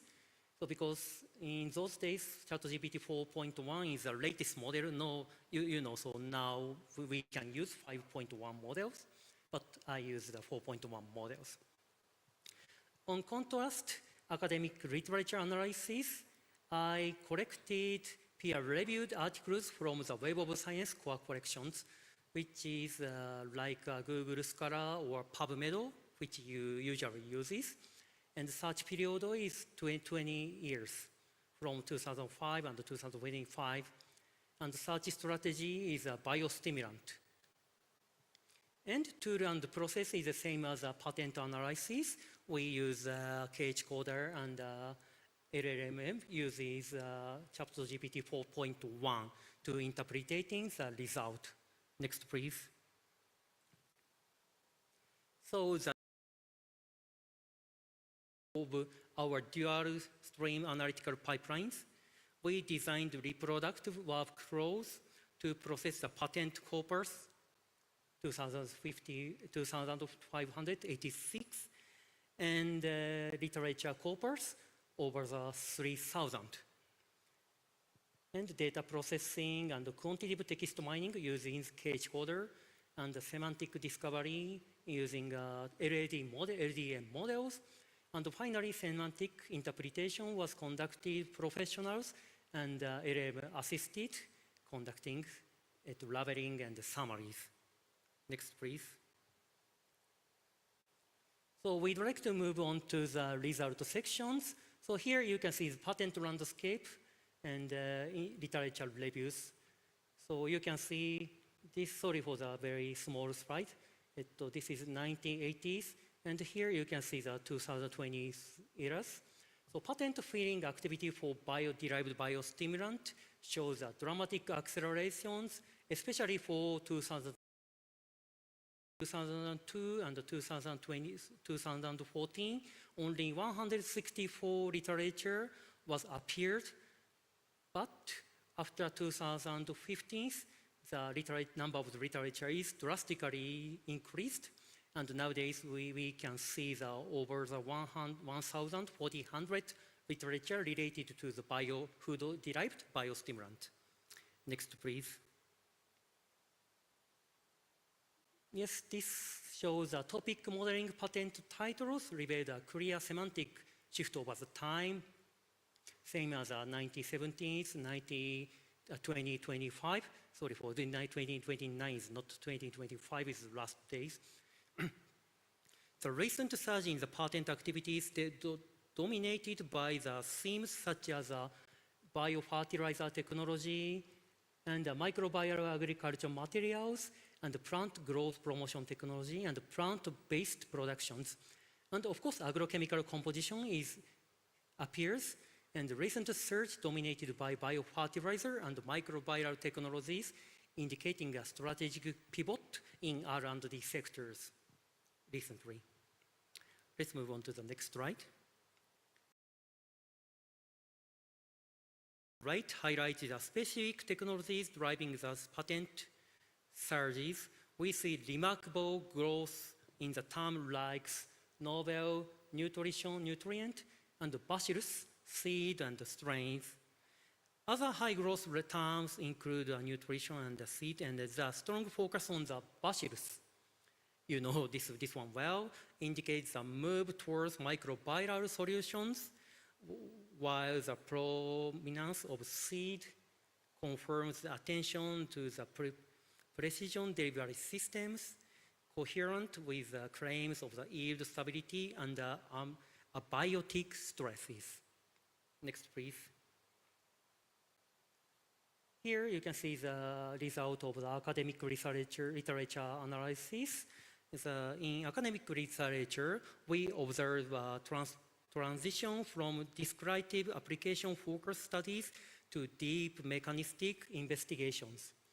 Here you can see the before 2050s early focus phenomenological terms such as extracts, activity, seaweed quality, yield, which means before 2015's biostimulant studies focus on the does it work to the plant, and in the left side, post 2050 result, it focused on the mechanistics words such as stress, drought, salinity, genes, metabolites, antioxidants, which focus on the more mechanistic studies recently, and how does it work is a recent trend for the biostimulant studies. Next, please. So this slide constrains the complementary focus areas driving field. So patent focus areas, deployable functionality, such as microbial input, bacillus, and formulation and stability, yield, and stresses. On the other hand, academic literature focus on the mechanistic evidence, gene expression, metabolomics, and molecular pathways. Academia focus on the fundamental understanding. The shift, the literature trends towards mechanistics explanation provides a vital substrate for the target product claims in the patent. So this is also very contrast to patent focus areas and academic focus areas. Next, please. Here is the academic research shift to the mechanistic understanding. So in the previous slide, I have already explained, Bacillus shows explosive growth and a strong focus on seed delivery systems, emphasis nutrition efficiency and convergence of microbioses and deliveries, and near future, the academic research field or more mechanistic studies and to rebuild biostimulant mode of action or like that. Next, please. So let's move on to the discussion section. The patent co-occurrence network reveals molecular structure constraints around plant growth and composition. Distinct technology clusters such as microbial utilization and seaweed extract and humic substances and amino acid and polyphenols evolved semi-automatically. However, bridge terms like formation and consortia and seed treatment connect these separate modules. This moderately highlights an actionable innovation frontier at the interfaces, suggesting opportunities for the targeted combinations, such as combining microbial and small molecules. Next, please. So here you can see the virtuous cycles and innovations. Our dual analysis reveals a time-lagged coupling between academic literature research and patent literature research, such as gene expression, metabolites, and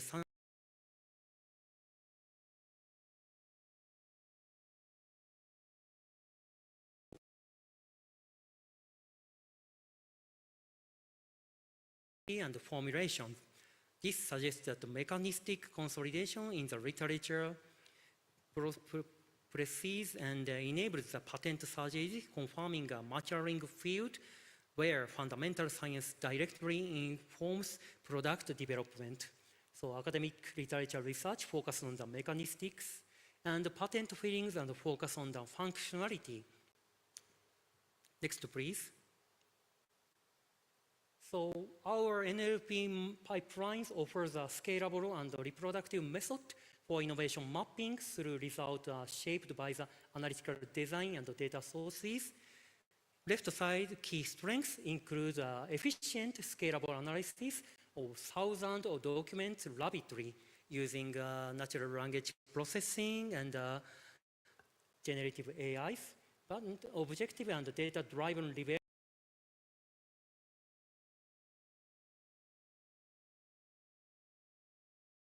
can be applied to the another technology, such as chemistry and medicines, and so many fields. And so we can apply this method to another field. But there is some limitation of our studies. Please see the right side, the query dependent.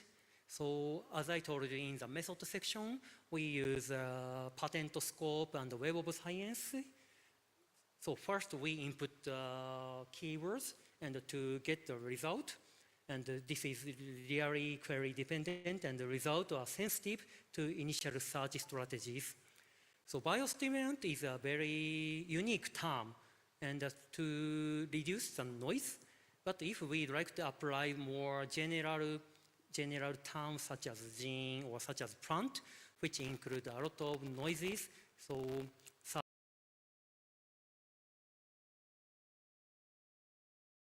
analysis is based on the titles and abstracts. So this time, so patent using only titles, and academic literature journals using abstract.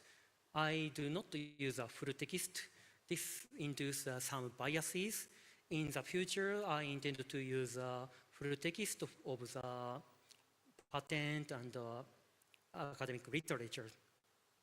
And you can imagine data lag is one of the important things. So database indexing and partial 2025 data affect precise timing, and patent is submitted 1, 2 years or 3 years or 5 years ago. So this is time lag is affect to our result. And academic literature is also not so current result reflecting of this study. So this is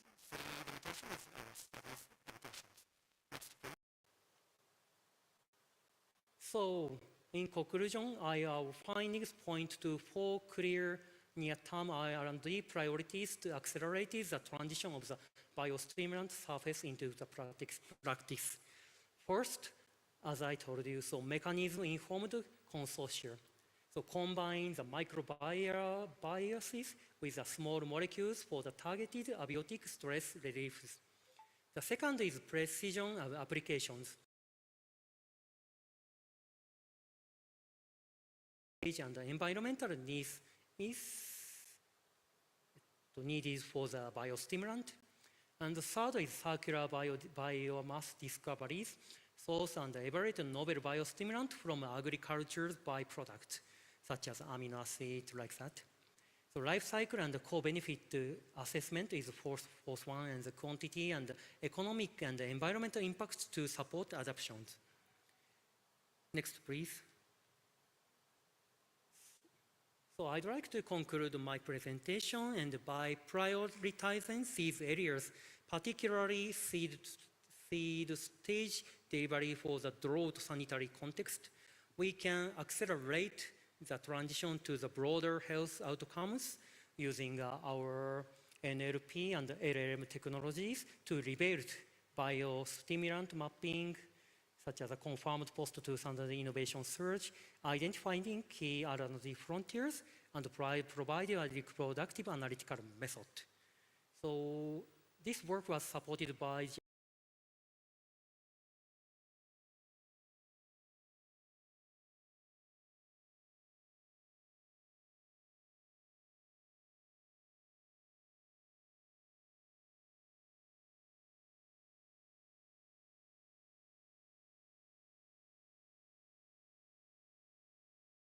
questions.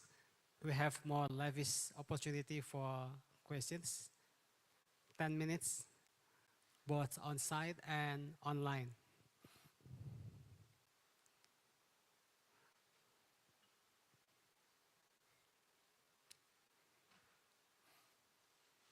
Any?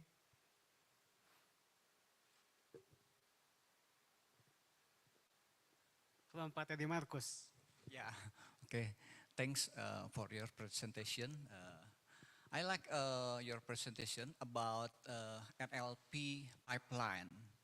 Yeah, how to validate NLP pipeline in your construct, your build pipeline. Thank how you. to validate. Thank you for your question. Do you mean so how to validate our? So this is one of the very important problem for our field. You know, so generative AI models like statistics, answers.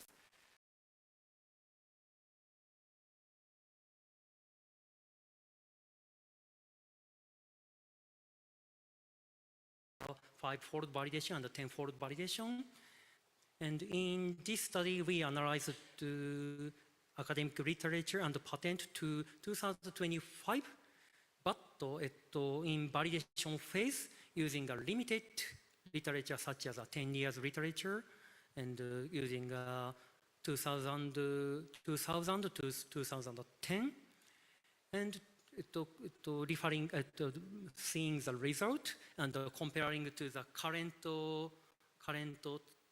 trend using a review article, referring to the review article and professional observations. So now, now we are struggling to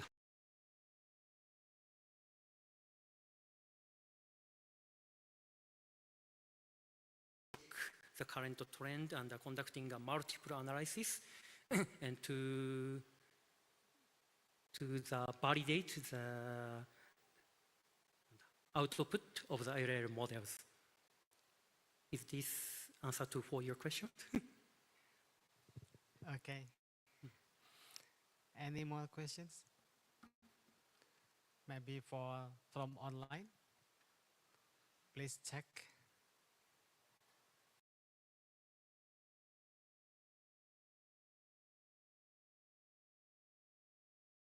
Side participants, maybe from students, for technology students, for medical students, maybe.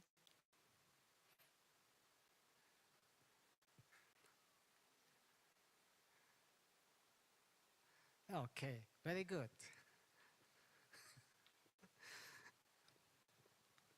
Here you are. Good afternoon. Good afternoon. Such a good presentation right there. Actually, I want to question about how effective the NLP pipeline with the research of the patent. Yes, please. Thank you for your question. So previously, we conducted research focused on the only academic literature, and I published some papers and to check the efficacy of the using academic literature. In this research, I first conducted a patent scope analysis, and as you know, as I explained to you in the different result was occurred using analysis of the patent and academic literature. And academic literature focus on the very latest and current research. And patent result shows how to say,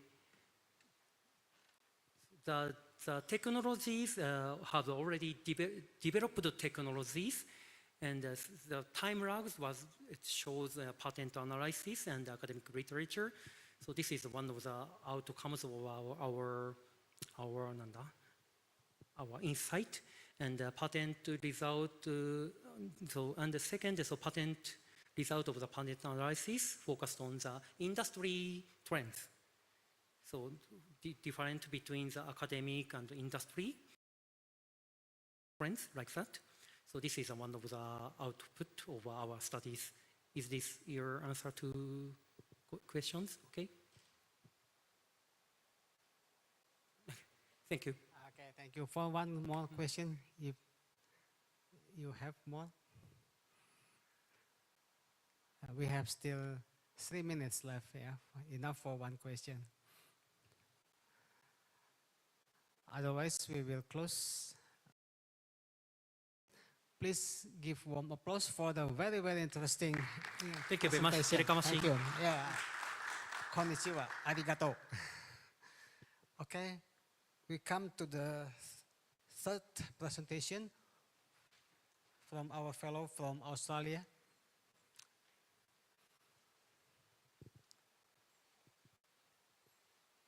Hello everyone. Can you hear me? 20 minutes is yours. Thank you. Will I start now?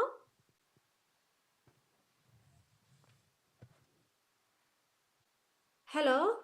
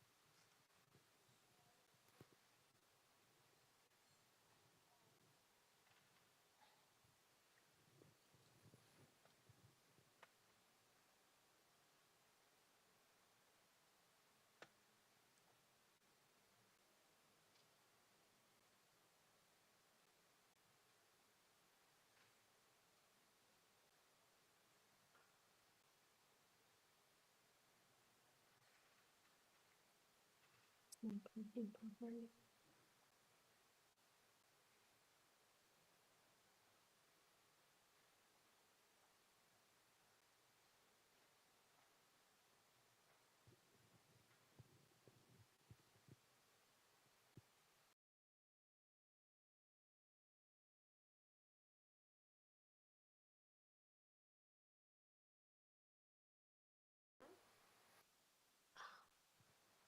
I am Taslima from Victoria University, Melbourne, Australia.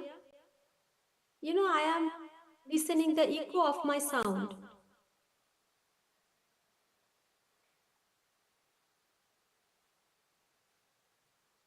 Hello?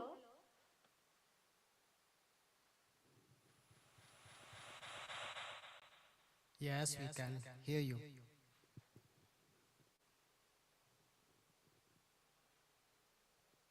Okay. But I am hearing my echo.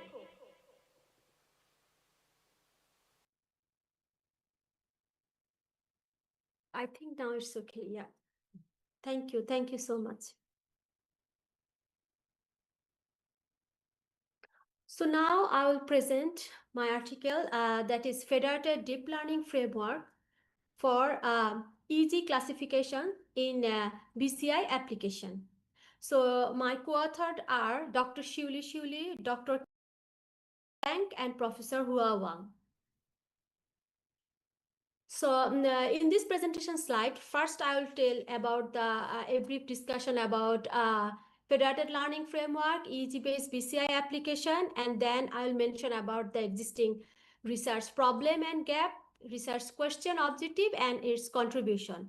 After introduction, I will tell details about the methodology that I have applied in this article, and the result discussion, and at the end it would be the conclusion of federated learning framework for EEG-based BCI applications.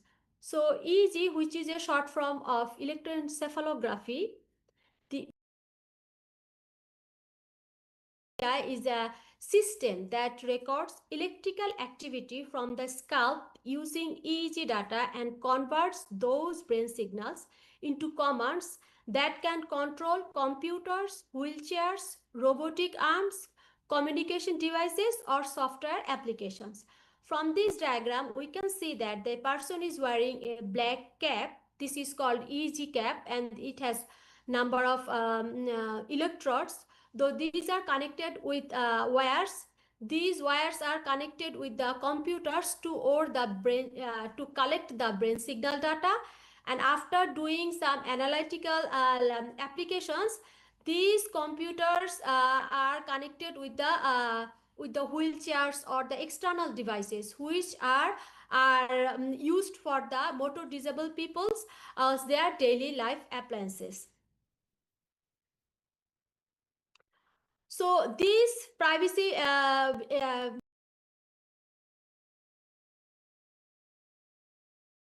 like fingerprints or iris scans, motor imagery. Motor imagery means that a person is thinking something, his hand and foot movement, but without execution of his body movement. So these type of informations are available in this brain signal data. Also like neurocognitive ability, event-related potentials, ADHD, autism, stroke-related abnormalities, these kinds of informations are available in this brain signal data depending on different types of signals. So that is why this sensitive data needs some privacy preservation, because anyone can get access to this data if, like, for example, if a person, motor disabled person or like stroke person is there is admitted in a hospital, then the hospital computer has all of the patient's information is available there, including the brain signals. So as outside people can take the opportunity to take that information, and this which is very which is a big concern for that person. So that's why researchers have developed many privacy preserving techniques. Among them, federated deep learning is a promising one, which is a training approach where multiple devices or institutions collaboratively train a shared deep learning model without sharing their raw data. Instead of sending data to a central server, each participant trains a local copy of the model on its own dataset and only shares model updates such as weights and gradients. This is the figure of federated learning. That federated learning, the person's information is taking there, and then it is working. You see this the cross sign means that the EEG signals that will not pass through this wall because of using the federated learning framework, and can be stored in the hospitals or like the university for the research purposes, and then we can use it for our classification task achievement. So though federated learning is a promising framework,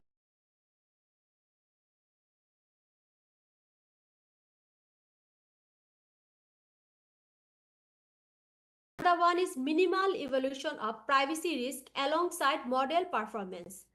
And the third one is lack of mechanisms for privacy preserving feature extraction. So based on this research gap, we have developed our research question that how can we develop a novel AI-driven framework which would be designed to improve the classification accuracy of this data, and what AI-based techniques can be integrated into the framework to minimize information loss. Because when you develop a privacy-preserving technique, then a huge amount of information, important information would be lost by that technique. So how can we minimize that while maintaining essential neural signal characteristics? And the third question is how effectively can the framework strengthen privacy preservation for this sensitive EEG data? So based on the research questions, we have developed our research objective. We propose a fed deep auto clock, a novel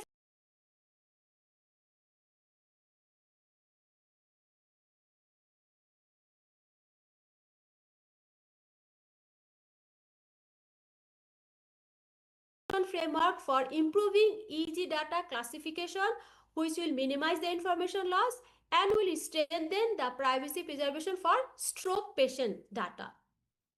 So our research contribution is to developing a novel fed deep auto clock federated learning framework that integrates deep autoencoder based unsupervised feature extraction with homomorphic encryption to ensure privacy preserving EEG analysis. So incorporating k-means based cluster aware personalization to address inter-subject heterogeneity and enhance model adaptability for the classification task. And our third research contribution is benchmarking of 3 popular deep classifiers on 2 publicly available post-stroke MI, motor imagery and ERP-based EEG datasets demonstrating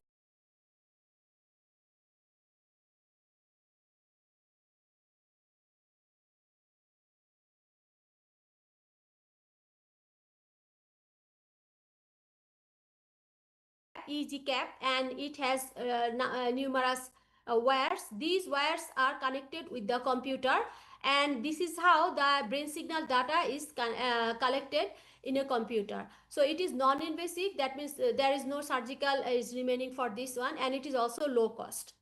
So in our article, we have applied 2 publicly available post-stroke EEG dataset.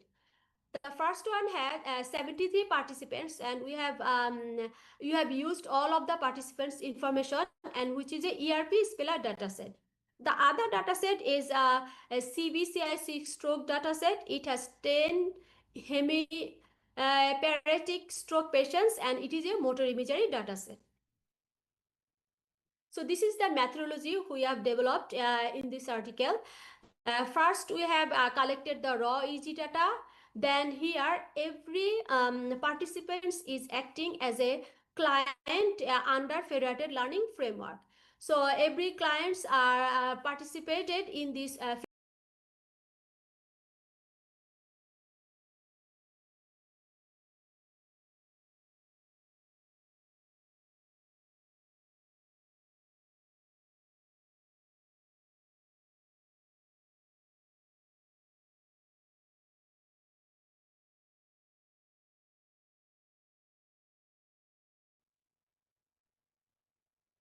So now I am telling the details description of the methodology. In data preprocessing stage for dataset D1, it has a shape of 701 and 1615 and 128 time steps and 8 EEG channels, which is for the 73 subjects. And for dataset D2, has a shape of trials 400, channels 12, and time samples for channel per channel is 496. This is for single data set, and I have applied for 10 participants data in this experiment. So for both datasets, raw EEG trials were standardized per channel using Z-score normalization, ensuring that the zero, mean, and unit variance. These features are then fed into the feature extraction stage. So we have performed our feature extraction with federated deep autoencoder. So first in this feature extraction is first it was like EEG data was distributed among simulated clients through the local training. After learning local features, only the parameters of the autoencoder model were encrypted and transmitted to the central server through the share of secure models. After that, a communicating all client-side updates without exposing raw EEG signals to the global aggregation. So this is the TSNE visualization of federated deep auto clock for our dataset D1, and for this one, the right one is for the dataset D2, and it can be easily visible that how it has separated both the classic task. So after feature extraction, the framework applies K-means clustering to improve personalization and reduce inter-subject variability. The optimal number of clusters were chosen to match the number of MI or EIP task classes, that is K equal to 2, ensuring that both interpretability and task relevance. And then we have applied privacy preserving secure aggregation. This was done by the Cheon Kim Song CKKS based homomorphic encryption implemented via Tensil. And this was applied after feature extraction and clustering, but before the sending updates to the server. Despite encryption overhead, model sizes remain computationally feasible. The central server to aggregate client-side models into a single global model. Once the global model was updated, it was redistributed back to each client for local fine-tuning and classification. The classification was performed using ShallowNet, EasyNet, and DeepCommNet classifiers, which are the deep learning classifiers. And we have also compared our developed framework with a centralized baseline. Performance evaluation was done through accuracy, standard deviation, information loss, and convergence curve. So in this result section, this table shows that overall accuracy and standard deviation of 3 deep learning models under the proposed framework and centralized framework across 2 EEG dataset. For the dataset 1, it is easily shown that fed deep auto clock with ShallowNet have achieved highest accuracy comparing with the other 2 classifiers, and also it outperformed with the centralized frameworks. Same thing happens with the dataset D2.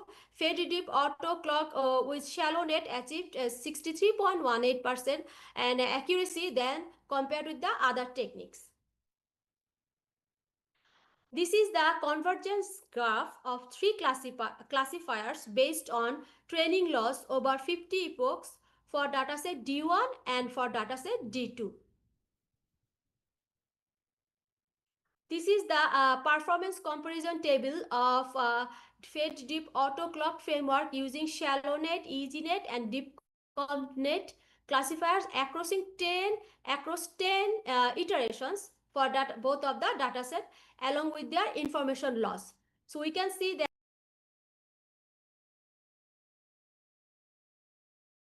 them very carefully that ShallowNet has very few information loss comparing with the other techniques.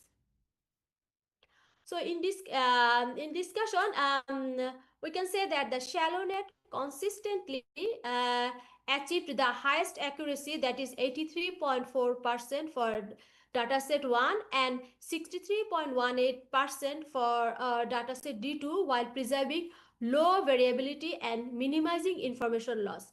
An accuracy matrix from the initial 5 iteration further supports this, that fed deep auto clock with shallow net consistently achieving higher accuracy rates and a significant reduction in information loss. So we have a future plan to explore extending the framework to cross dataset generalization, multi-model EEG fusion, and adaptive privacy mechanisms to further enhance performance in real-world BCI applications. We have a limitation of this article that there was no available framework that we can compare with our developed framework based on the stroke patients dataset. So in conclusion, overall, we have developed fed deep auto clock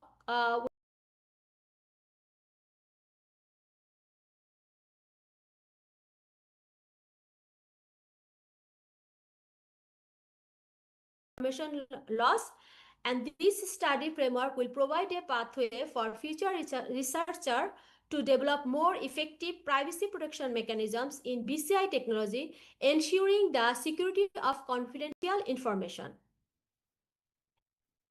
This is the reference I have applied in these slides, and thank you so much for your patience. Presentation.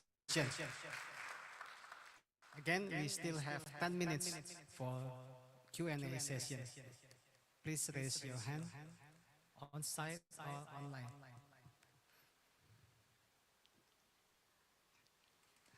Okay, so Mr. Teddy again.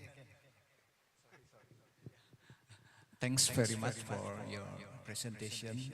Interesting about your topic. What's federated algorithm are you used in this research? Federated algorithm. Okay. I have applied federated average, that algorithm in this framework.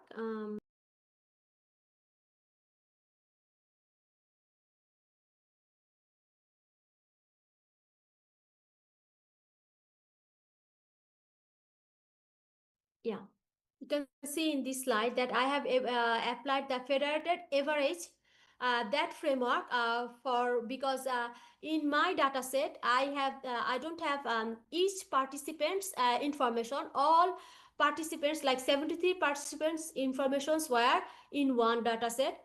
So that's why I don't have any other option except the federated average and that framework to develop for this for the privacy preservation of this data set.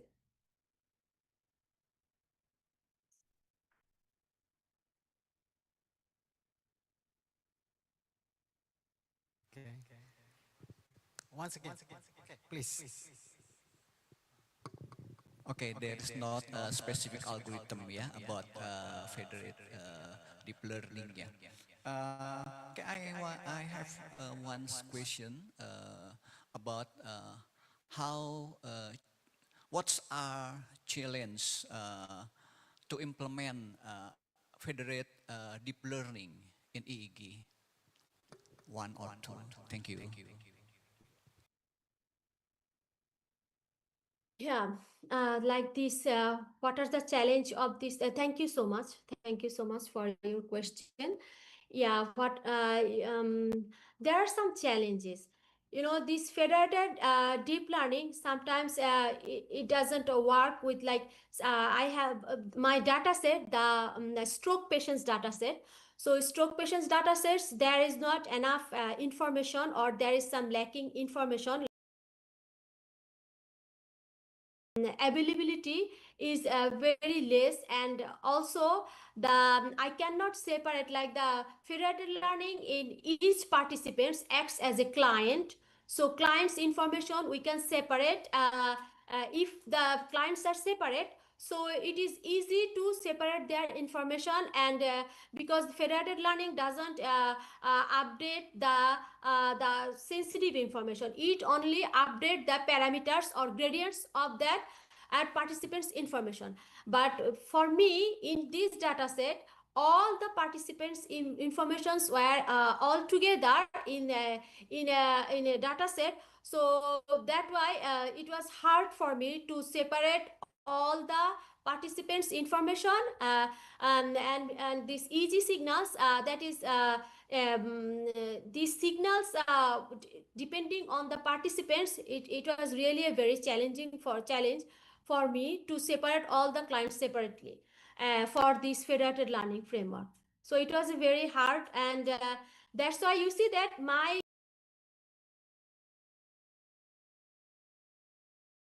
not like the more than 90% or 95%. So, and mostly there was no established, or researcher haven't yet developed the framework with this data set, privacy preserving framework, because I think that another problem is that handling this data set is very tough, and that's the challenge, I think.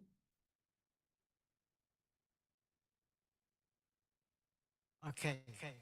Thank you from Mr. Teddy Marcus. Any more questions?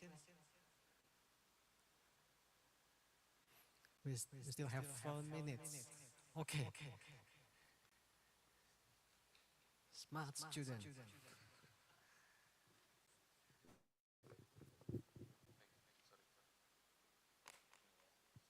Good afternoon. Is there any output has been tested with the research?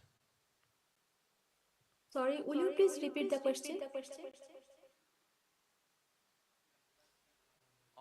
Yes. Is there any output has been tested? Is there any output? Yes. What output you want to know?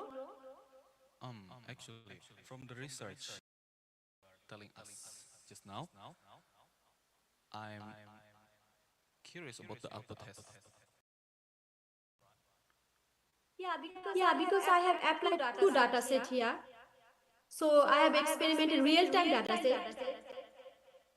Okay, so I have applied real-time my framework in this real-time data set, and the experimental result is here. So these are the outcome of this result, and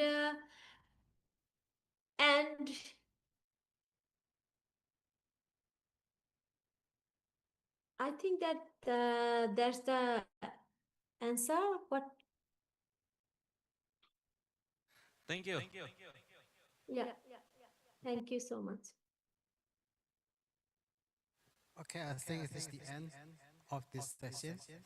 Now we will jump to the 4th presentation. Please give applause again to Ms. For the 4th presentation, we invite Mr. Teddy Marcus to come forward.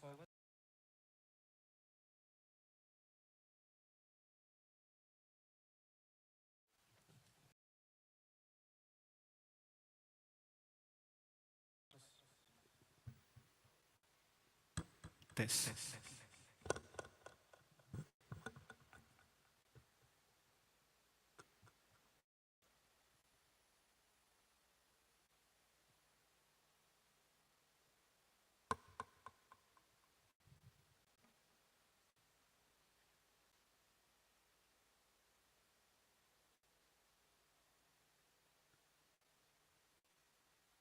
Pakai yang PDF ya. Use PPT presentation.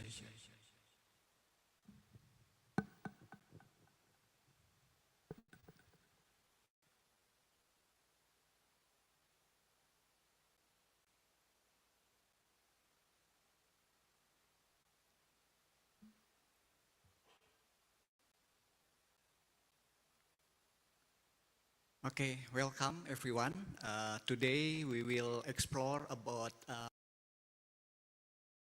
using EEG, trend, challenge, advantage, application area, background and implementation, paper ID 49.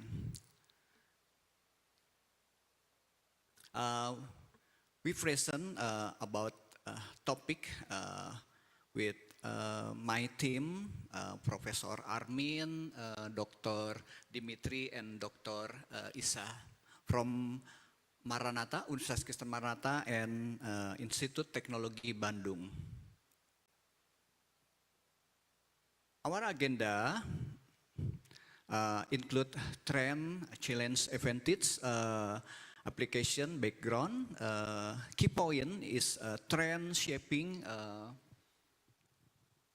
field, trend shaping the field, challenge the solution, advantage and promising application area, and propose our model focus detection, EEG, hybrid CNN, LSTM, SSL, and MAL algorithm.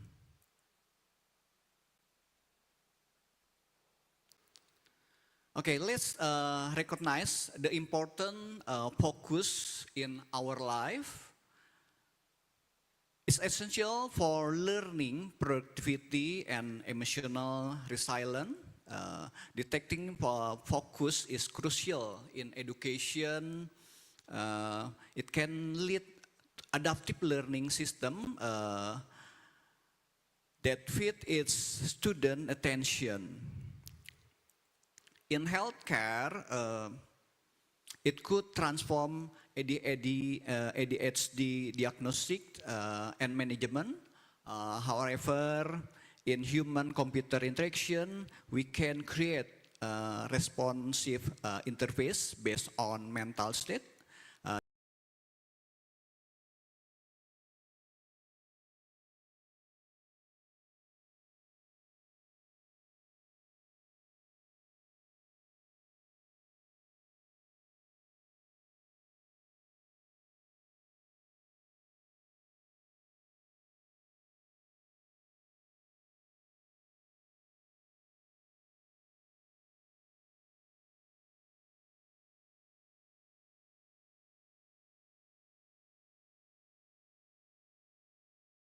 Definitely between subject and brain activity change over time, and data scarcity, lack of large high quality label data set, and noise, low signal to noise ratio do artifact. In summary, the key challenge are data scarcity, noise from artifact, and variability in brain signal, all which need careful attention. And we improve EEG technology. Next, we will explore algorithm and solution to address this issue.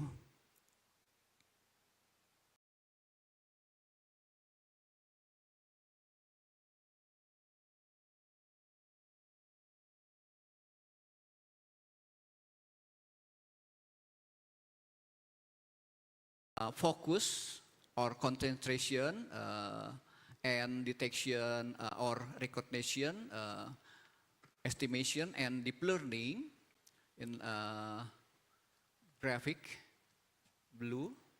Yeah. And about attention and meta learning or MAL is the red line. From 2015 to 2025. And EEG and self-supervised learning or ESL, the green line. Yeah. The trend analysis, deep learning study were minimal in 10 publications.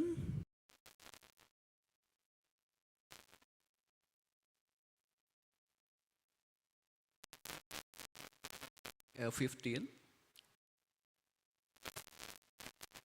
and in 2025 more than 3,000.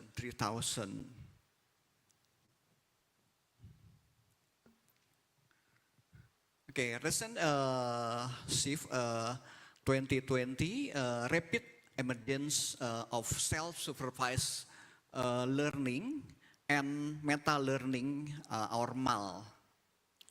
Can look this present. Sorry, we can look this graphic. Yeah, increase in 2020. Yeah. Okay. Next.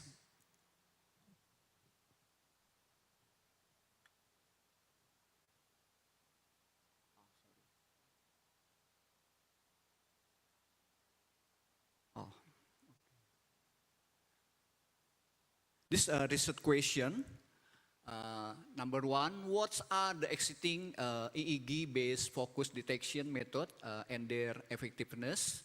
And second, how self-supervised learning and meta-learning overcome limitation. And research question, third, which applications are most promising for this adaptive system?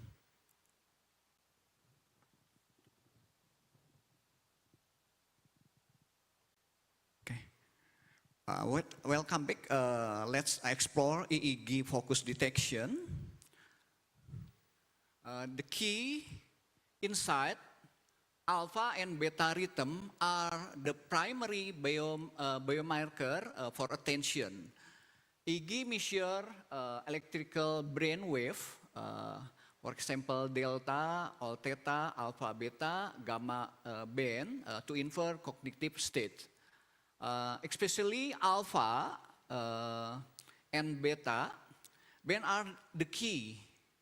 Beta power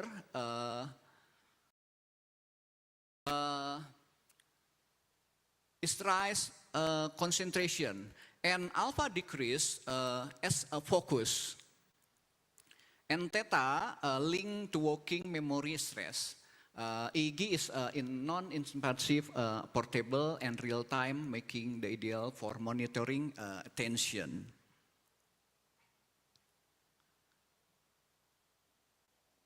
This purpose EEG AI architect this pipeline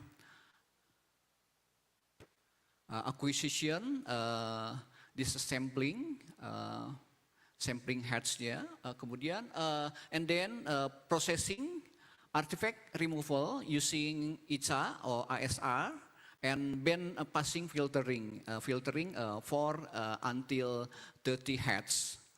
And number one,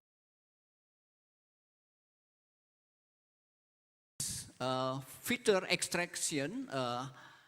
I use hybrid approach, handcraft and learn encoder.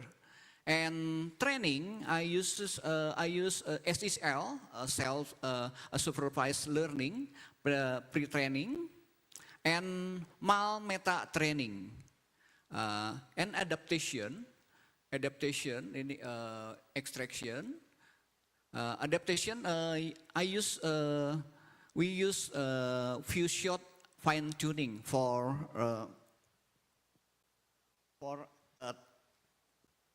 classification.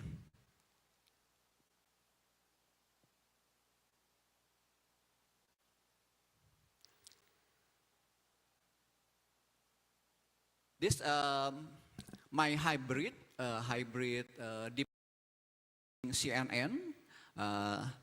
Why I use CNN? CNN is architect like EEGnet, capture spatial structure and frequency information directly from raw input.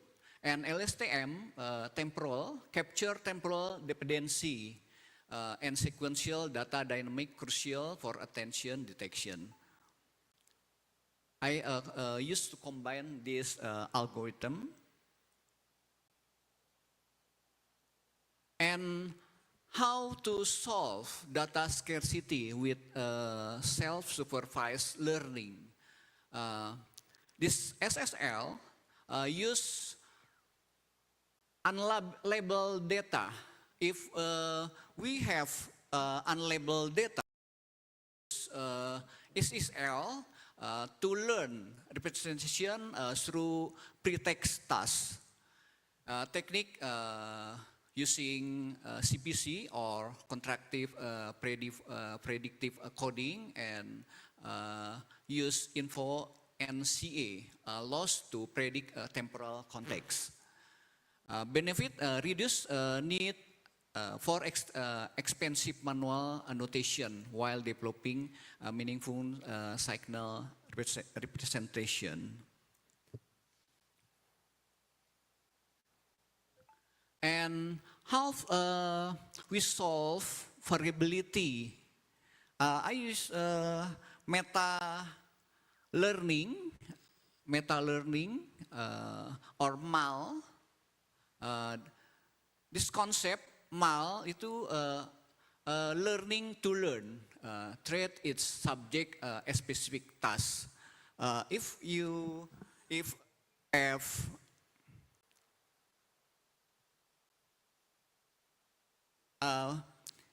have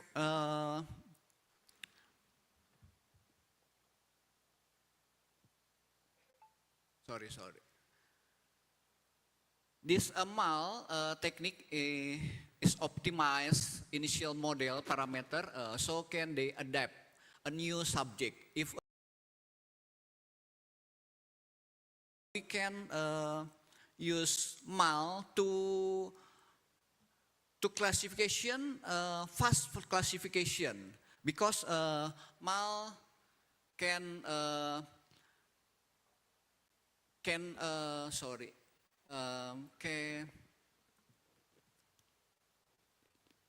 personalize if we have a new user. This is benefit if using MAL. This comparative analysis result, CNN using dataset MEMA, EEG attention, accuracy reportnya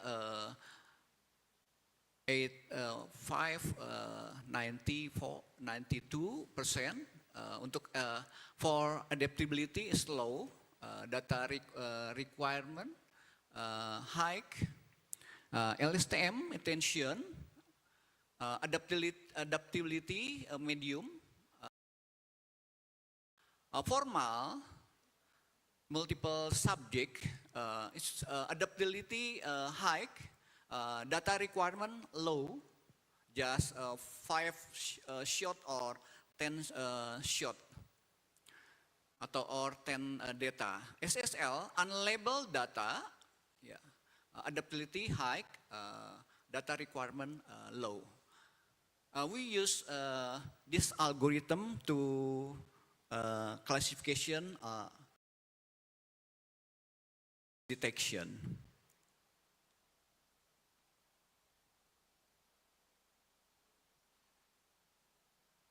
Okay, key takeaway from analysis, deep learning, excellent performance on specific subject, but struggle to generalize across new user. And MAL offer the best personalization, rapidly adapting to new user with minimal calibration. And SSL solve the cold start problem like label dataset. Conclusion, hybrid approach SSL, MAL, and CNN STM is the best balance accuracy, efficient, and generalization. Is application and future direction in education. In education, neurofeedback therapy, and autonomous system.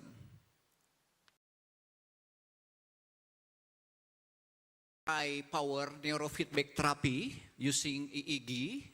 This device neurofeedback therapy is a patient patient.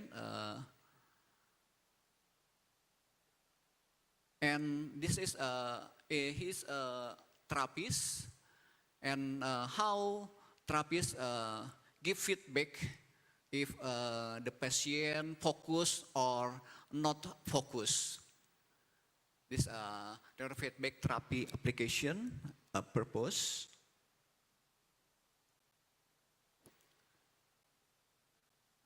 Okay, these are challenge and future direction. Current challenge, signal noise, high computational cost for meta learning, and model interoperability. Feature like IRV and galvanic skin response, and hardware integration with portable wearable EEG device for in the wild use and standardization, creating standardization benchmark for focus detection. Conclusi, summary, we review the shift from manual feature extraction to adaptive AI impact by combining SSL and MAL. We can create focus detection system that are robust, data efficient, and highly personalized. Final through, adaptive AI is the key to moving EEG from the lab to real-world application.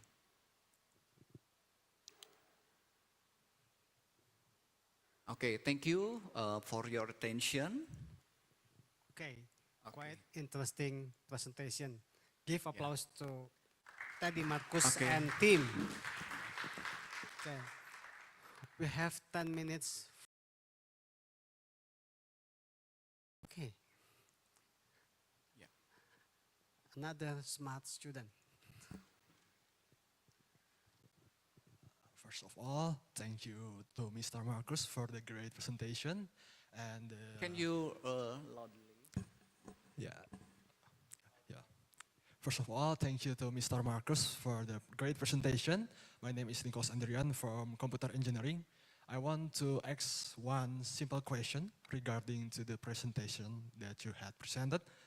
My question is how useful and informative the data, the information that you have shared with us to the future of research and development regarding to this sector. Once again, thank you for the opportunity. Okay, thank you for your question. How data use in the first research, primary research, I use several data. Bisa ditampilkan. Can you show? Okay.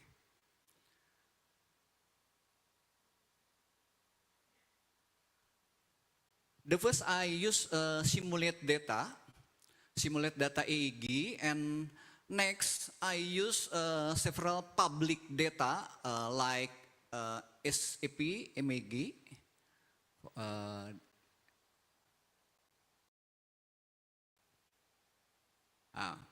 I use MEMA dataset, EEG attention, and multiple subject and unlabeled data. And next, I will use data from my student. I collaborate with psychology program to collect this data. I think it's all. Yeah. Answered? Okay. Yeah. Okay, sure. Yeah. So you use, can you hear me? Okay. So if understood, you generate data, synthetic data, okay? And you used MEMA dataset, it's public, I think, no? Yeah. And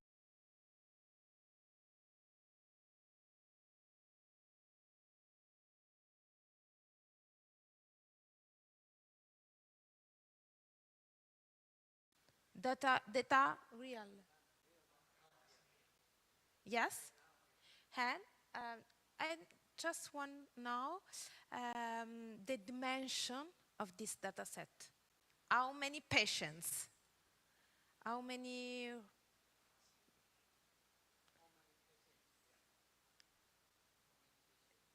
Yeah.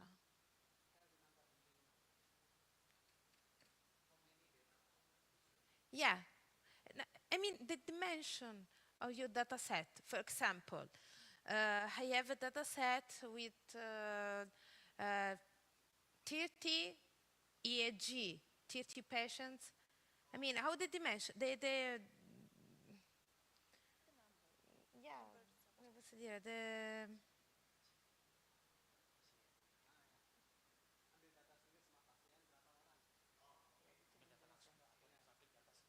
ah,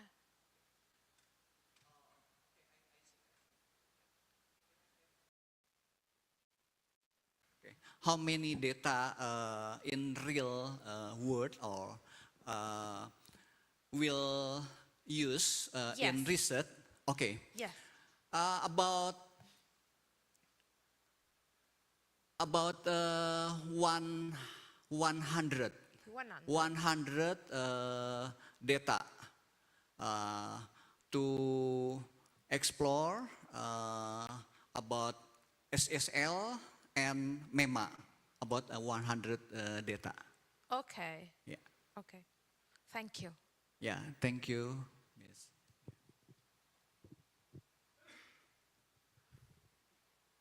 More questions from online participant maybe? No, no Nggak ada, question. ya. Okay.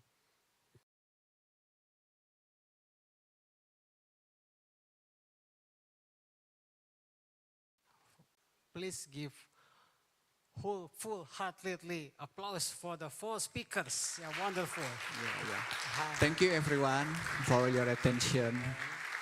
Thank you for your participants. And we have about 15 minutes for the break before we enter the session 2. We hand over it to the committee member.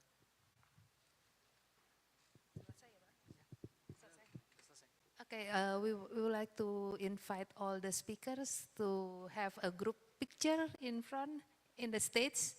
Please come forward for all the speaker. Yes, all the speaker. Yeah, and also, of course, our session chair. Please.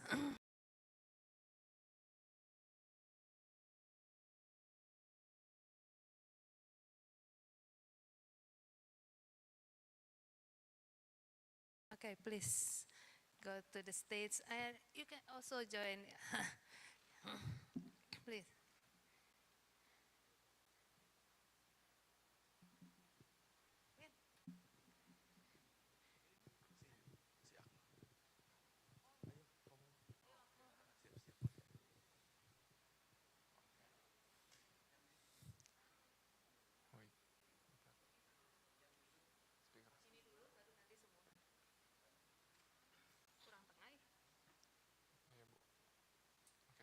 Kamu sama saya? Sama saya. Mau sama saya ini difotoin. Oke, sip. Dokter mau di situ. Saya bukan dokter. Oh, Ibu. Okay. All right, so we're gonna do the photo session. Please, like the formal session first, okay? So you can do like a formal session like this. Yep. Okay. No, like this. Yeah. Oh, yeah, like this. Yep. The formal session. I'm gonna count 1, 2, 3. 1, 2, 3. Yep. And also we can do another pose like eyes. Eyes, yeah. 1, 2, 3. Oke. Oke, boleh teman-teman semua boleh kita turun ke bawah. Kita foto. Silakan. Oh, alright. Oh, we still have another session again. Yeah. Okay.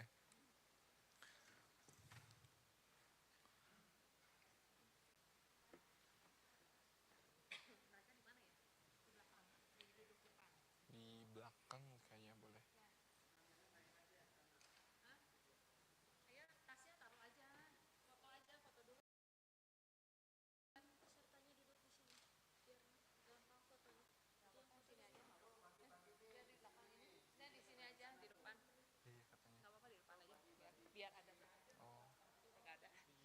Oh, oke. Oh, oke, baik, Bu. Ya, no, no. Boleh, boleh. Aku yang fotoin aja.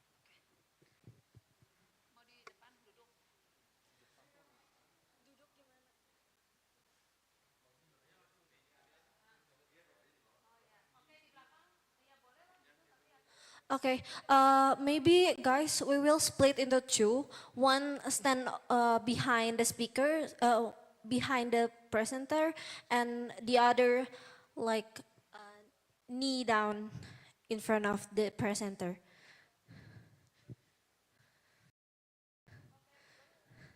Yeah, like that.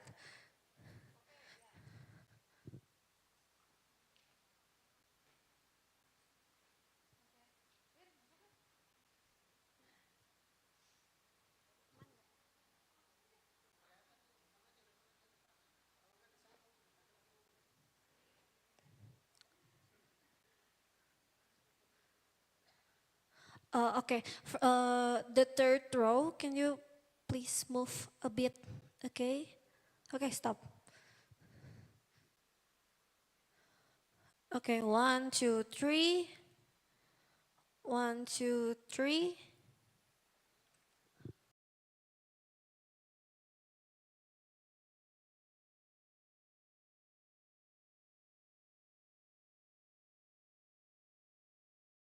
Two, 3. 1, 2, 3.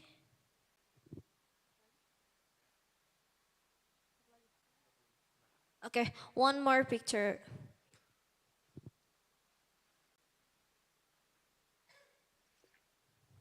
Okay, 1, 2, 3. 1, 2, 3. Okay, thank you everybody.